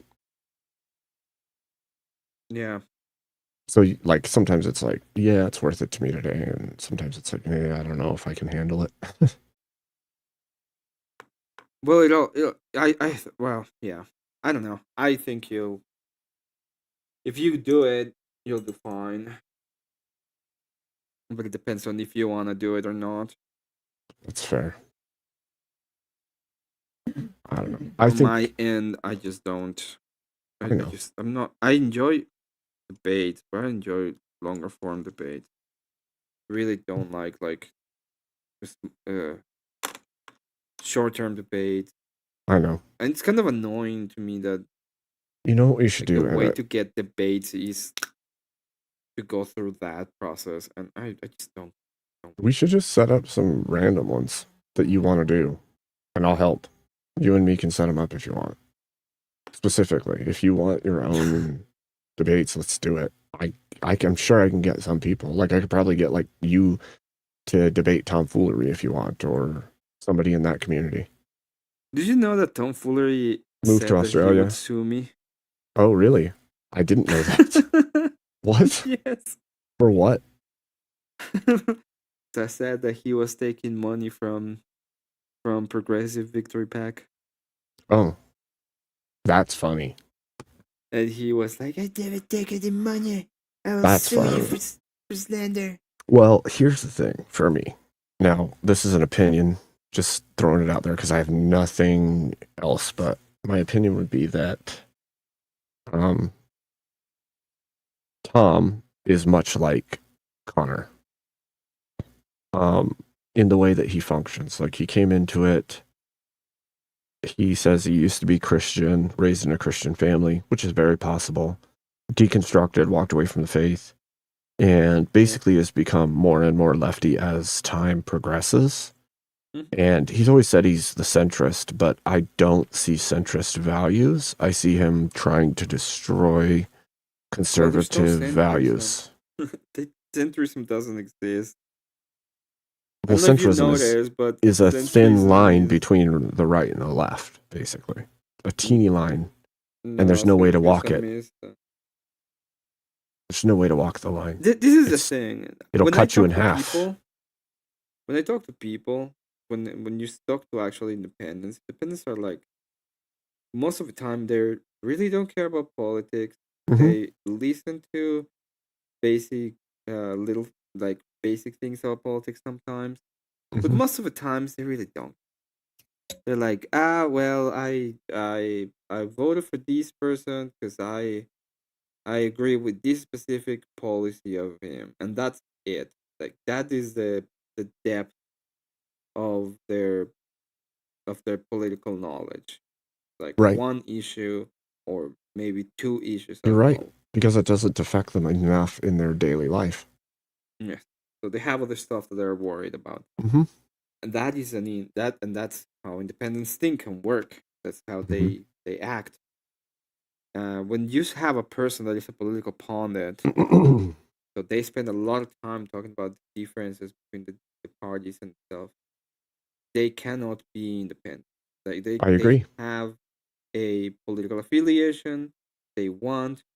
They just cannot exist. They don't have. There's no way that they have it because they know too much. So you will Well, decide where to move, in a sense.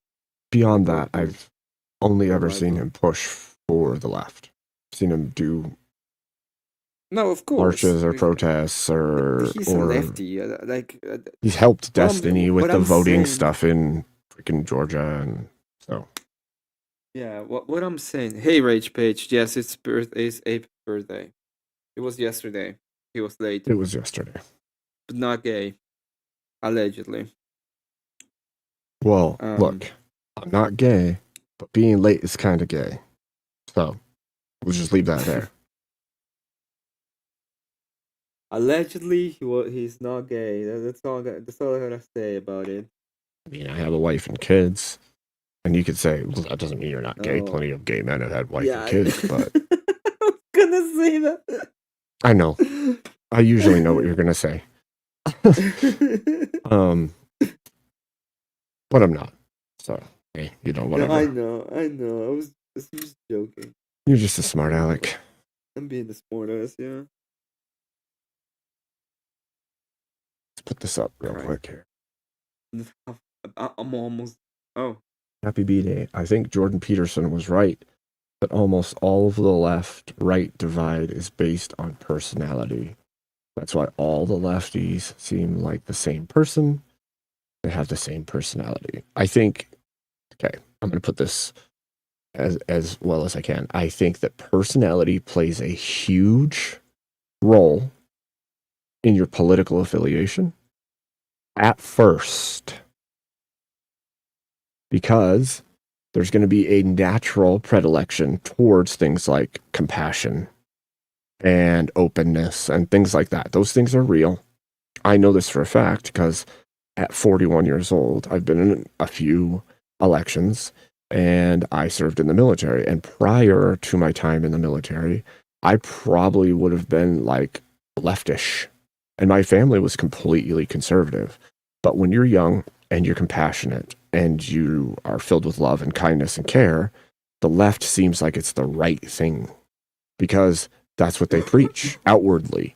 And you're too naive to know any better. And you want people to be okay. You want to help people. You want the world to be kindness and care and good and love and all the things they seem to profess. And so you're going to gravitate naturally towards that. The same is true for generally the female persuasion. They want compassion. They want care. They want love. And so that's the hooks the left puts into the young and to the women. The conservatives are often men or the elder people of the area, and it's because they realize that hard decisions have to be made, and even if I'm compassionate, people cannot just be given everything, because if they never learn to care for themselves, they will destroy everything. And so yes, there's a natural predilection to right and left, but after you have a little bit of experience in you, a choice has to be made. And that choice has to be based on reality. And I think if you base it on reality, you will move to the right always. Because conservative values are true in the survival of humanity, even if we took religion out of the equation. Now, if you want to take it into Christianity, then I don't know how you could be anything but conservative, period. No ifs, ands, or buts about it, because the nature of Christianity is conservative. You don't want the world to tend even more towards degeneracy, right? So how do you stopgap that? You keep it from moving into degeneracy. and that's what we should be doing. Yep. Yep, exactly, Rich Page. It used to be normal to want to have a family and kids and work 9 to 5 and have Well, good the time problem with is that the friends. left redefined as a lot of the words, and we allowed the wording. So love used to be tied. One of the reasons love was pretty much tied, or it was tied to romanticism, was because it was tied to family creation. Mm-hmm. And what did they use to do that, Emmett? A couple of things. Oh, They used a couple of things. Goomertarians. They used Goomertarians. they used selfishness. They used feminism. They used libertarianism to guide the people slowly but surely away from God and towards self-worship and Molech.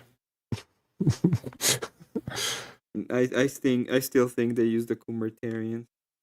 Well, they absolutely did, but it's not the only thing. Oh no.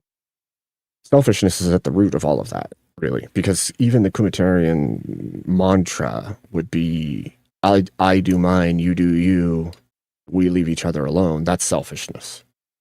Don't hold me accountable and I won't hold you accountable. That's what it is. Yeah. That's selfishness. At its root, it's selfishness. Everything that's collapsing in the modern world is because of the selfishness of man, and the way around that is accountability to God. Hard lesson, but it's true. Well, I'm not done. I still need to do the person on top. He's yeah, I agree. I can agree to that 100%. Used to be normal to want family and kids and work 9 to 5, have good time with friends. Now it's normal to be single to the 5, no kids, divorced twice, and live on welfare. No, you have 2 baby mamas. Just saying. But even if you look at the different types of Christianity, they have different personality and different politics. Sure, Rip, but I think that's Rip. But here's the thing. Even if you look at the different types of Christianity, you find certain through lines, and it's only the extremes of denominations of Christianity that are outside of that, right? Like protecting the life of babies in the womb. Most of all of Christianity, whether it's Catholic or Orthodox or Protestant, doesn't think that there's anything okay with taking the lives of babies in the womb. There's a small outer section that's the extreme that thinks it's okay.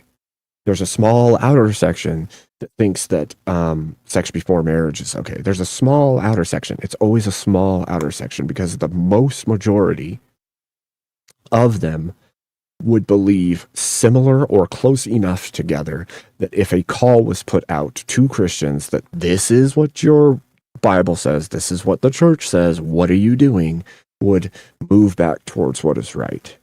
It's only those that are already in rebellion and only wear the title of Christian in order to get the benefits of being Christian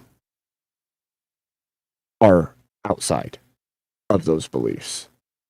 They may have beliefs that are heretical. They might have a bunch of things, but mostly when it comes to the moral fibers, we have similar enough values to bring it closer together. I would say, in my life experience, and obviously that's an anecdote, but I would say in all my life, all the churches I went to, some were really far end of non-denominational Protestant, but they still believe most of the values, the no sex before marriage, taking the life of a baby in the womb, all of those things were absolutely no-goes. Didn't mean those things didn't happen within the group, but it meant that it didn't happen as much as in the secular world. It's only when you get be seen as something bad, or something it horrible. would, yeah, it would still be chastised and looked down upon. And so that's the it's point much of it. this is part of, like, I actually asked a question a couple days ago on somebody's channel, I don't even remember whose, about ecumenism. because there's like ecumenical councils, and they're like ecumenism and ecumenical councils are different. And I'm like, well, if anything, I want to build bridges between the Christian groups so that we can move closer to what is true. I'm not saying I know what that is, but I'm saying that the chastisement and the bringing back to Christ needs to happen. And so bridges have to be built before we can even communicate with each other to do that thing. And that's not, as far as I know, that's not ecumenism? It's a little bit of it, but it depends on why you're doing. Well, I don't want to When subvert. you're having theological debate, I don't have a problem that you go and bring back you tell people why they're wrong, and have a problem with that. When you see but when you talk about ethics and pragmatism in the sense of your duty as a layman, for example, that is different. At that point, yes, I agree. We have to find common solutions, common problems that we can agree on, and the way to do it is you have to accept that there's going to be differences, and you have to be able to work with people, even though you may think, even though you may not agree with them. Well, because there's an is-ought here, right? Yes, there's the case. There's an is-ought and there's an ought also on top. So, right. So it is the case that there are many denominations and not all can be correct. It ought to be that they are. How to get to the ought from the is means there has to be some road by which that can happen. And I'm not saying that I know better or that anyone should conform to another, right? I'm not saying that like the Orthodox Church should just accept people. Not at all. Well, okay. Not at all. I think I was thinking it the other way around. It's like, yeah, you ought conform to the church, not the church to you, obviously. Yes, I agree with that. What I'm saying is I don't think, when I say the things that I'm saying, like I want to build bridges, I think we should communicate. I think a better understanding needs to be garnered. I'm not saying acceptance at all.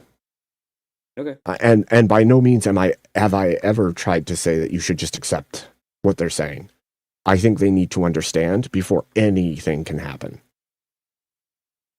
So like, I think there are some in the Orthodox side that don't understand why there are people in the Protestant side that aren't moving that direction.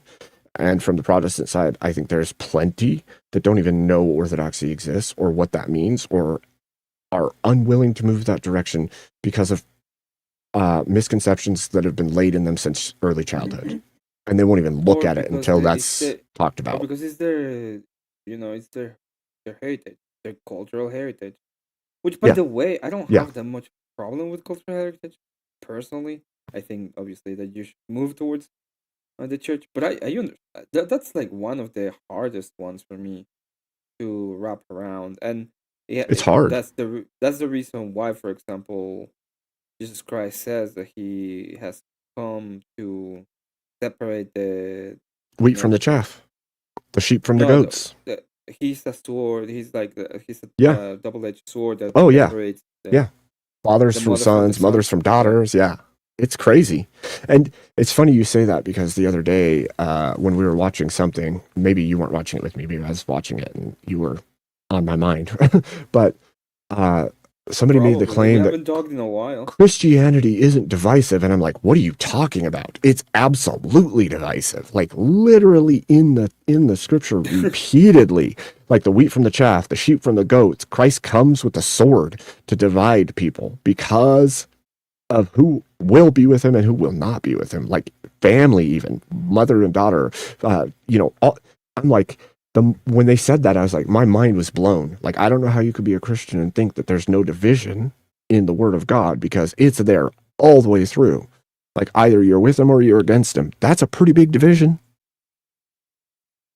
Yeah, there's always going to be division. And it's not, it's like an is. That's an is, specifically. Right. like, oh, there's gonna be division. That is the case. Regardless, yeah. Yeah, it doesn't matter what we do, that is an ever present is in our current world. Like, there's no way around it. There's going to be division, period. But I wanted you to know that, because I don't know if I've actually outwardly said that to you before. I'm not asking for, like, when I say I'm trying to build bridges, I'm not trying to build acceptance of each other. I'm trying to build communication for understanding's sake, not for acceptance. By no means would I go to the Orthodox Church and say, hey, you guys should just accept these guys. No. Not even me, you know? like. Huh? Like, I don't even think that the church, like, the church should not accept anybody except the I know. people that have been, that have pretty much laid themselves to the church. That's the point of the church. Right. It's I've been thinking a lot about this lately. I said it to Confluence. Because Confluence, you see, you know that he says that he's an esoteric Christian, right? He says he's what? He says that he's an esoteric Christian. Esoteric Christian, yeah. I've heard that. So what he says is, oh, well, I believe that there is like all of these extra spirituality stuff, and Christians have like moved away from the spirituality. And I look at him like, well, I think you are the one who moved away from all of the spiritual stuff, because the spiritual stuff is within the church. Like, the church is the spiritual stuff, in a sense. Is this miraculous institution that cannot be corrupted, that is directed by God directly, that is always right, in a sense, and that you ought follow for your own good. Yeah. So it's really kind of strange when I hear people that, and I do this all the time. I'm like very different when it comes to people I believe they're Christians, or that I think are acting in good faith. Like, I tend to be really a lot more passive even in the way they interact with them. Yeah. But I also have seen a lot of people that has that have absolutely not have any kind of. I've treated them like with a lot of kind of respect, and they've done the opposite to me. And it's like, okay, that's bound to happen. Like, okay. And then I found like a lot of people who have been very gracious to me when, I should be pretty much their enemy in a sense. Yeah. And then you found me and decided to make fun of me. And then I found you, and I was like, oh, will he stream today? I was gonna go on a strike. I was gonna be like, I will not stream until Abe Dinkus streams. Oh my gosh. For a day, because I do have to grift, let's be honest, but let's be honest. today was the day I was like, no, I'm not gonna stream until Abe Dinkus streams. You know what's funny about that? And I literally was watching for your stream. Like, look, I know that, like, Easy had an abnormally long day because, like, he did the pre and then he did the birthday celebration, which was really cool. But I was like watching off and on throughout the day while I was doing stuff here, and I like would pop around and look for yours, and there's nothing, and I kept doing it.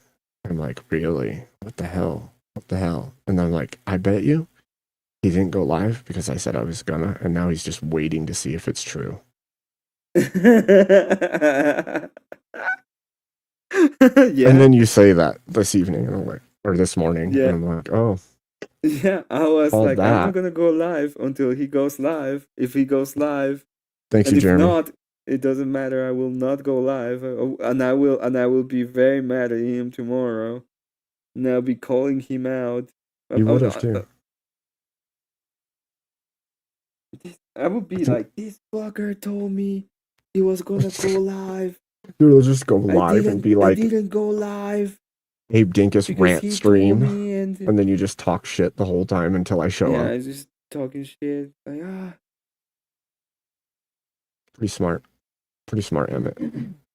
No, I was like you don't know the amount of fucking detail I'm doing right now on this stupid thing, and I'm not, and I'm almost done, but God, It's a lot. That's a lot of hours to put into one. damn, it's like One unit. I've been doing. So the hearts took me like 8 hours. I Yesterday know, I was heard you like say another that. 8 hour stream, and today just on all these little details, it's another 10 hours maybe. Mhm. Well, brother man, I think we Do you should. want to see it? Yes, let's see it. Let's see it. And then we can close this out and ship off the chat to some otherly land of greatness.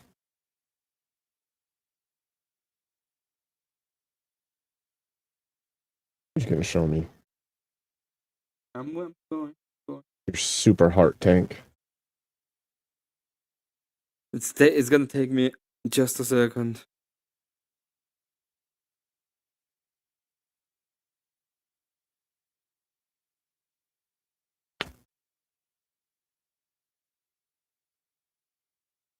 Where's this?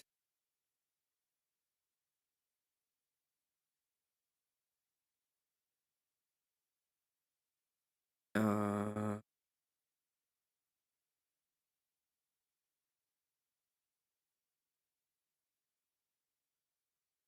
Oh dang, that thing's sick. That is a lot of work. Holy crap. That's some detail, bro. that thing is the thing that needs to be finished. You see the side and then the back.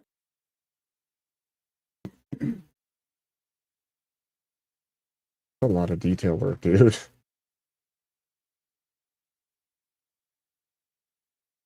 It's epic. Yeah.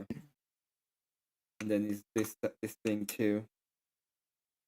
I still need yep. to add another thing. I just remember. I'm gonna do them real quick. It's hilarious. It has a fleur de lis on it. It has a lot of floors to me. Like it has one here. It has one here. Mhm. It has one here. Jeez. It has one here. It has a lot That's of them. wild. And yeah, it's like all of it.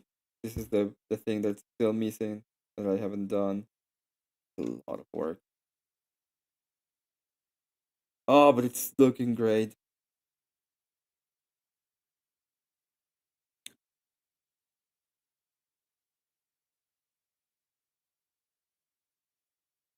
Or so it seems.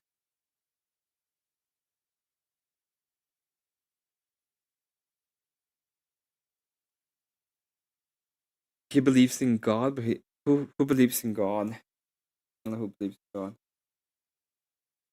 What are we talking about? The Rage Page put something in chat that says that he believes in God, but I don't know what's actually. Oh, she's talking about Confluence. No. Pretty sure. I Yeah, mean, she was saying he has believes in God, guidance, but he has no. knows a lot of stuff. He's just okay. I think her claim was that he like believes in God and is well intentioned, but he doesn't have the right framework to make it make sense. So. Yeah, I agree with that. You want to watch but I still think that it's gay. Small section of a clip before we close this out. What do you wanna? I'll show you. You'll see. Amazing.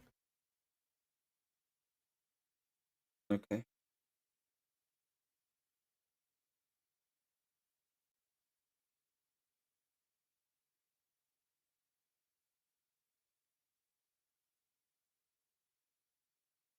What is that? I can't hear anything. I know it's not playing yet. Dork. Oh, you put it up? You ready? I'm ready. The answer to life, the universe, everything. We'd really like an answer. Something simple. I have to think about that. Return to this place in exactly 7.5 million years. 42.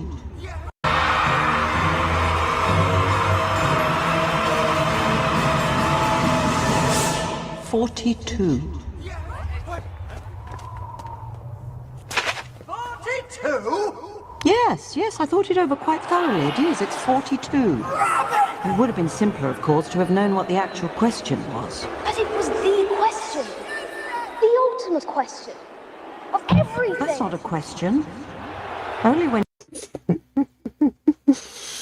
The answer to life, the universe, and everything. 42. 42. It would have been easier if I actually know the question.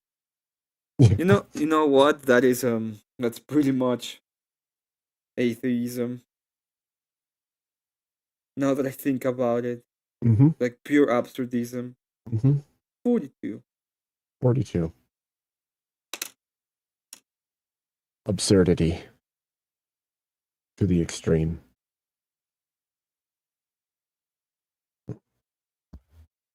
Yep. Well, Abe. Yes, sir. Thank you for having me on. Of course. I'm Thank gonna you stay for in the. coming on. I'm gonna stay here in the back. I gotta talk to you for a moment. Oh, okay. After the stream is over, but yeah. Okay. That's good. I don't. You said you wanted to leave. That's why I'm saying. Otherwise, I can't stay. I'm still working on this fucking tank. Like, I know I'm mad. I know it sounds like I'm mad. I'm not mad. I love working on it. It's a lot of work, but Just a lot of work, yeah. it's like I don't know. It's like one of those projects that once I'm done, it's gonna look so good and it's gonna be one of the best things I ever like made. But while I'm still doing it, it's just so much work. Right?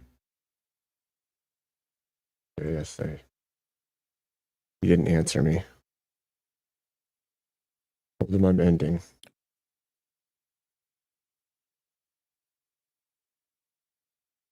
How much longer? Oh, hey JS, good to see you.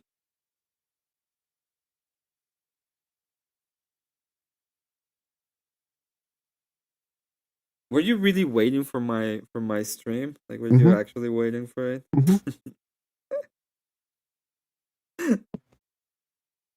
Quite literally. Off and on. Yeah. It's just funny that you would say that because it's like, oh, wow. But Evidently. it's true. I was like, Yeah. yeah. You didn't even have to say it and it had the effect. Which is funny. Yep. So you're not going to answer. It's just not answering me. Yes.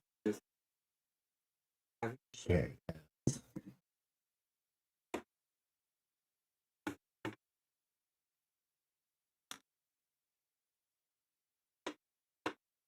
I don't see him live. It's pro.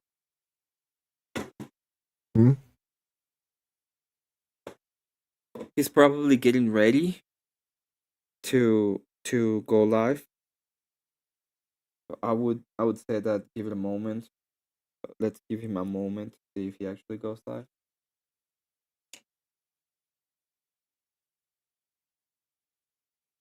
I see. I'm gonna be start for. I'm not gonna start for the. Oh, we can 20 stay minutes? for a little while. Okay. Yeah. Yeah. What do you think of, like, what is your take? What do you think is the next thing that's gonna happen in this space? I really think that the fracture of the two space. I think it's going to grow even bigger. Well, what I think is like it's gonna, like, the actual two spaces are just gonna go completely on their own. Like there's gonna be a point nearby that the people that are like very kind of crucible sided, they're gonna be talking more about sound. Like the even the engagement and the ideas behind it are waning. So there's one variable that I can't account for that has kept me from being sure what will happen, and that's the influx of new people. And that's the only thing I can see that I can't tell how it's going to affect the situation. Other than that, I think the audiences of individual creators will continue to fracture, and people will decide not to have anything to do with certain creators. And they will basically coalesce into their own pockets and either create their own fracture spaces, like separated, that kind of do like little incursions into the others from time to time. And then from there, it's really hard to tell because those may fractionate more. But it's like certain key pieces of audiences are becoming their own thing as well. Like new pop-ups all the time. Well, and some flounder and fail and disappear. Yeah. Like there's always gonna be like people that go into the space and start acting a little bit, and we're gonna see like the movie space kind of more rebuttal is like the new one, the new kid on the block that's streaming too. Right. Yeah, like Mo Rebuttal and Original Vintage and a bunch of debaters are starting theirs. And we'll see where that falls, because I think you and I both know this, but once you start, you have a lot of choices that you don't even know. It's also not what you think. Like you start, you think like, oh, it's easy, and it has like you actually time think into learning the differences one the other, and equipment, and finding things that are entertaining, and understanding your audience, and even act like talking to the people that are nearby that support you, how they support you, why there's stuff like that. Navigating the space. Yeah, it's so I think that that's going to play a role in its own way, and I'm not sure how that affects it, but I think I don't know. Behavior's so weird in this current moment, but if anything has shown us, there's just going to be the same pattern repeating as things just keep fractionating off. You know? What are you talking about? You don't know. You ought to know. You ought to know. I just think that I don't know, man. I think, for instance, I think Dusty will keep doing what Dusty does. And I think unless people actually know what's going on within their own actions and ring of influence, their sphere of influence, then they'll just keep acting the same way too until they realize how it's affecting them. So, yep. So absent I'm any, honest, like the actual person that really surprised me a lot was Beth. Was I wasn't expecting. I wasn't either. What happened nothing of the things that happened with Beth. I was not expecting any of it. Well, there's a lot of weirdness in that situation too, right? Like people act really crazy, and that's not to say someone is crazy, but people take weird actions when they feel wronged, even if it's not necessarily being wronged, or if they are actually wronged. Sometimes they'll do nothing. Sometimes they'll seek retribution, and the whole thing. I couldn't have predicted a bunch of the stuff in the beginning when we were streaming, like how everything has gone over time. There's certain bigger I think I could things. have predicted a little bit of. Sure, I agree with that. There were a couple of things that I predicted that ended up true. I prediction was pretty obvious.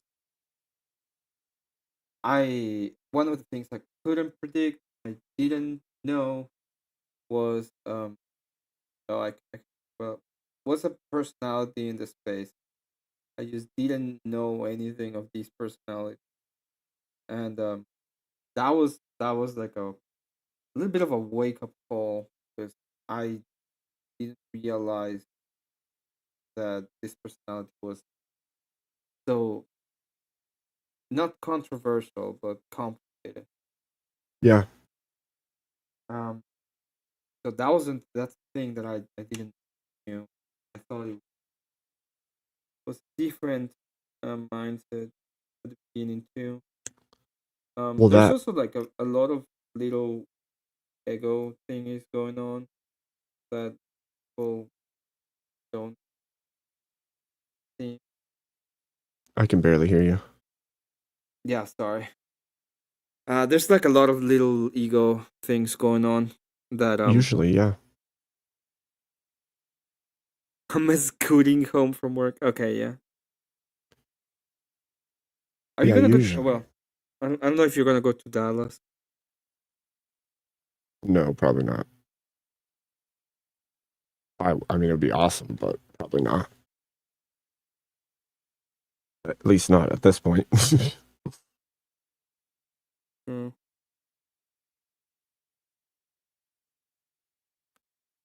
Is it another debate con? Yeah, I'm supposed to go. I don't know if I'm gonna go. When's that I'm one? supposed in Dallas, July something. Mhm. Oh, I don't know.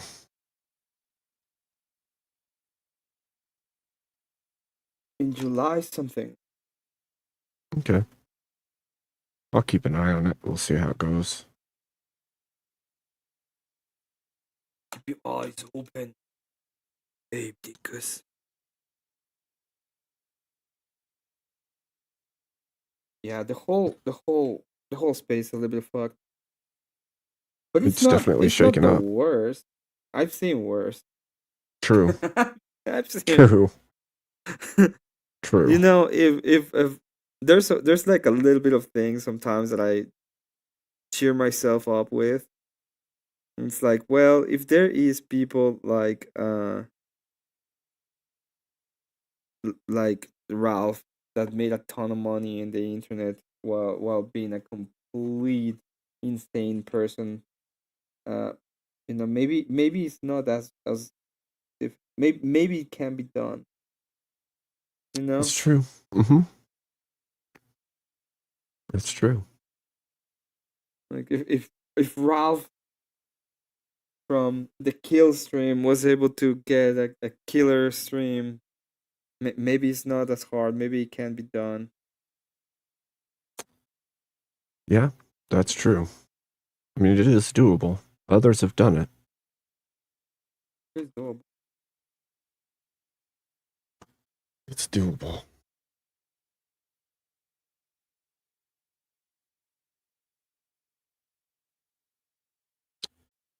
Yeah. I mean, I guess partially I've been on the outside looking in for a little while because I've been out of action. So I don't know all of the ins and outs of the, I don't know, ego wars, if you want to call it that. But Oh, that's an understatement. but it is. It's all clashing of ego.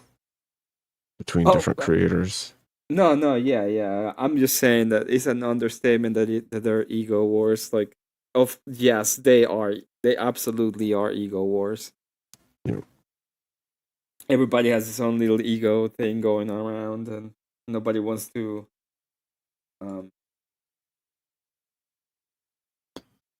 Nobody wants Yeah. to give any kind of space, and then if it there's like a lot of money running too, especially for some people. So Mm-hmm. it is going to be one of those times, right? I agree. We're gonna see a lot of complications.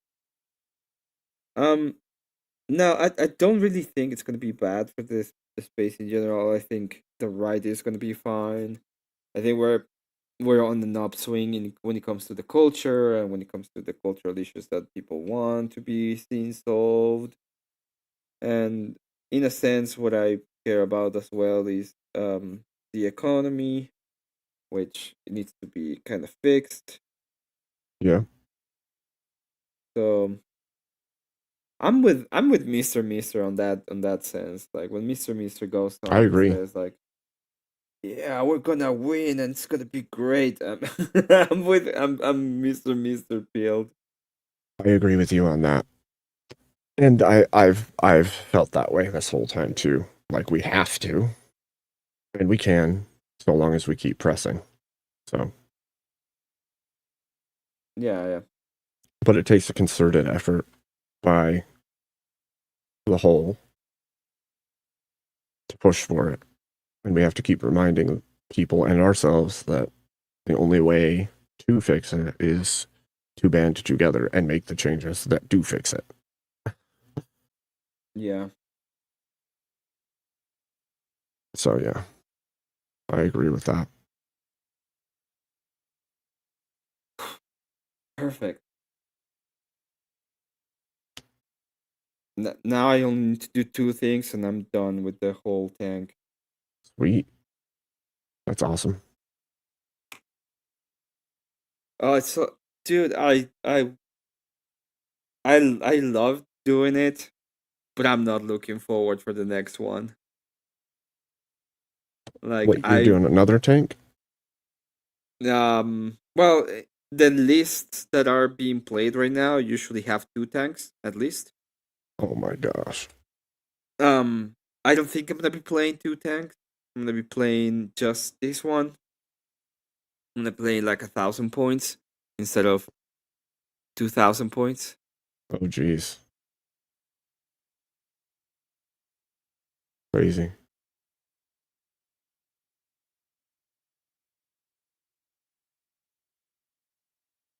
Well, you know. Yeah. You're a pretty smart guy, so you probably figure out how to overcome.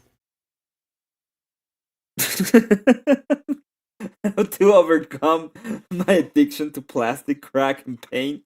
Well, I don't know if you can overcome that, but well, you're a pretty smart guy. Let's see if you can let's see if you can finally overcome your addiction to plastic, crack, and oh, that's funny. That's pretty funny. Oh man, you nerd. Yeah, I know. I know.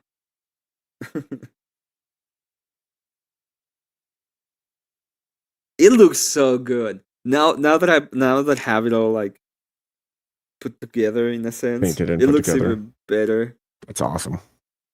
Yeah, let me try to see if I can get it.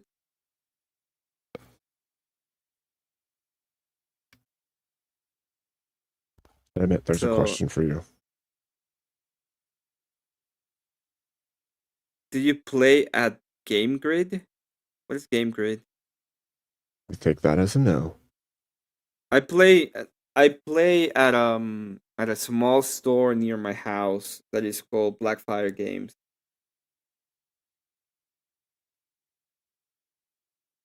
That's and I have awesome, never dude. played. It's like this is the first tank I build. Those are the first mini I paint. It looks so good.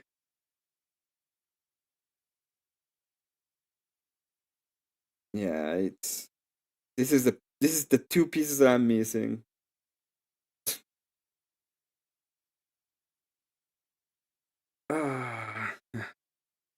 Awesome.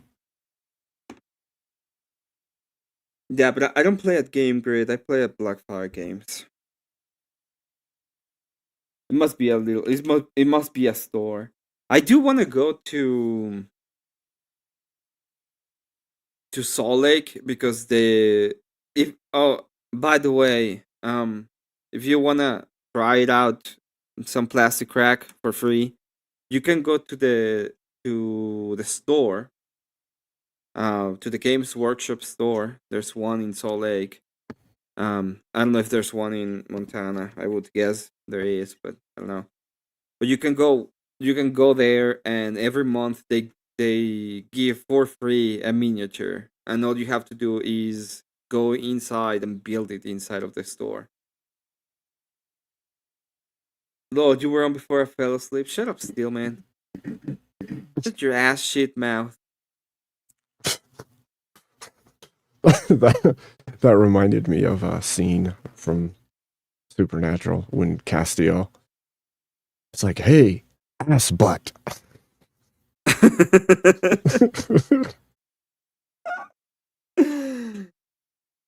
Fuck that guy. That was funny.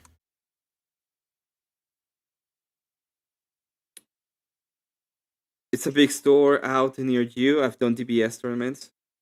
Oasis in Salt Lake has a bunch of those games. There is an actual Games Workshop store in Salt Lake, and there's one in West Valley as well. And they're gonna be opening one in Provo, which is supposed to be near me.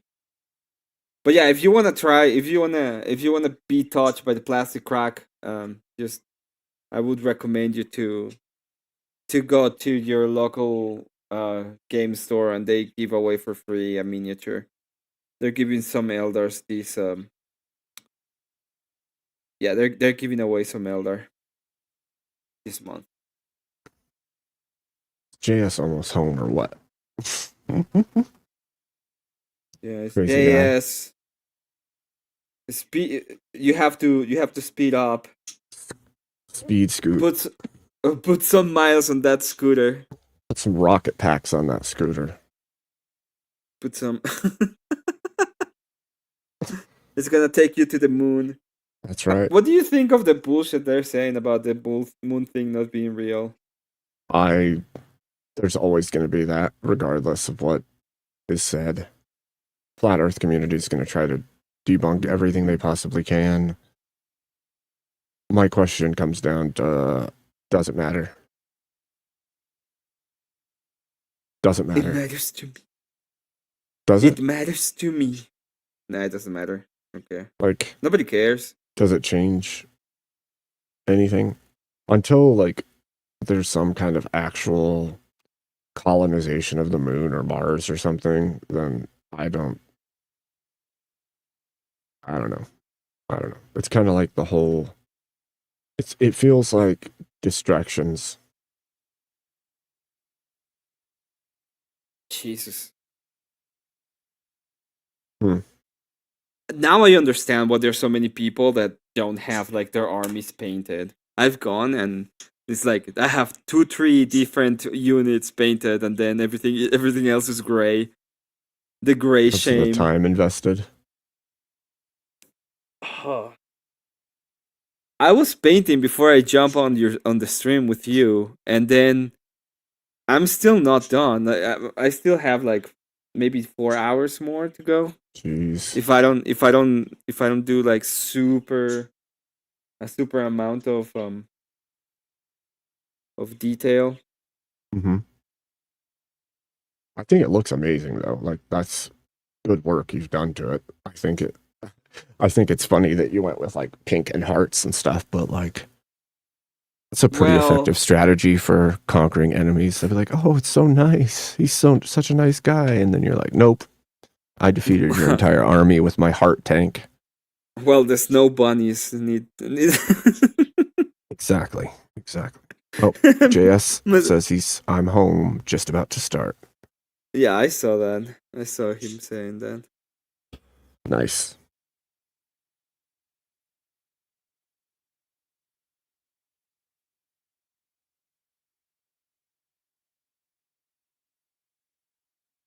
Yeah. You gotta dominate and then tell us that you like won the tournaments and stuff. At some point, it will happen. Like, I don't think I'll win a tournament. At least at first, it is a complicated game. There's a lot of stuff.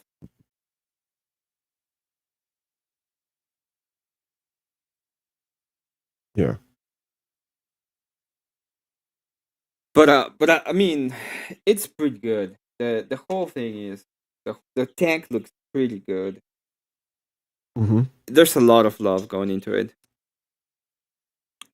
Well, it's Good the morning, only Mr. way. President, the Secretary of Debate.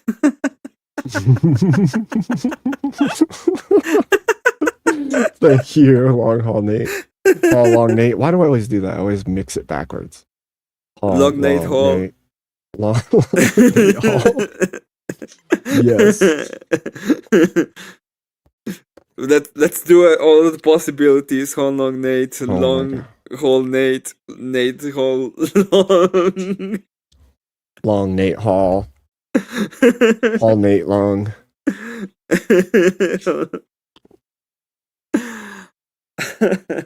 Jeez. It's amazing. It's amazing. Amazing. Yeah, I'm gonna finish it. That's what I'm gonna be doing. Awesome. Awesome. It's to be done with it. I'm be like, I'm done. You'll have to showcase it. Like either on here or in the Discord. Lots of pictures. Yeah. I have so I've been looking at this guy. He's like pro painter. He has a channel and he paints like he's an actual maniac. Like he will go on and be like, "Oh yeah, I have 5 hours to finish this amount of Space Marines," and he will try to do he will do pretty cool stuff with them. And well, I think if you have like a serious love for that, it makes sense. Yeah, he really does have a serious love for it. You can see it in all he does. But yeah, I'm really happy with what I've accomplished. A lot of work. I'm no stranger to painting tiny things. I have done that. I have crafted things, and the work and care that goes into it's crazy. So when you show it, I'm like, ooh, that's a lot. Especially when you consider like assembly, cleaning, shaving, prepping, priming, painting, and then multiple coats, and then like there's so much to it. Yeah, it does. Hey Nate, do you wanna see it? Do you wanna see how the tank looks now, Nate?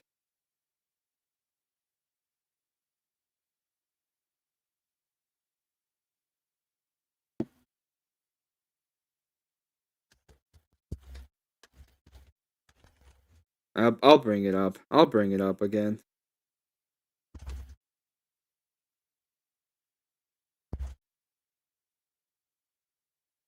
Oh, with the other.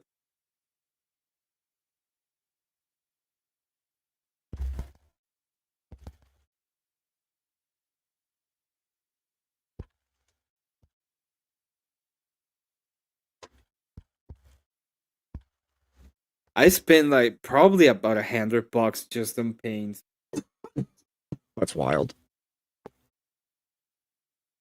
It is wild. Before you know it, you're gonna be a professional.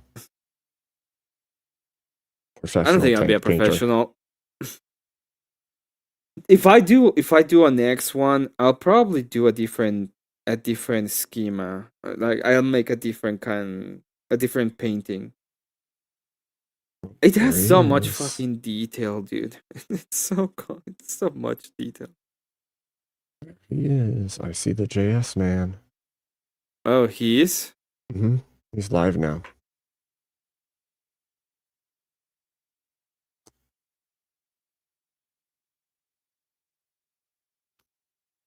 Mm.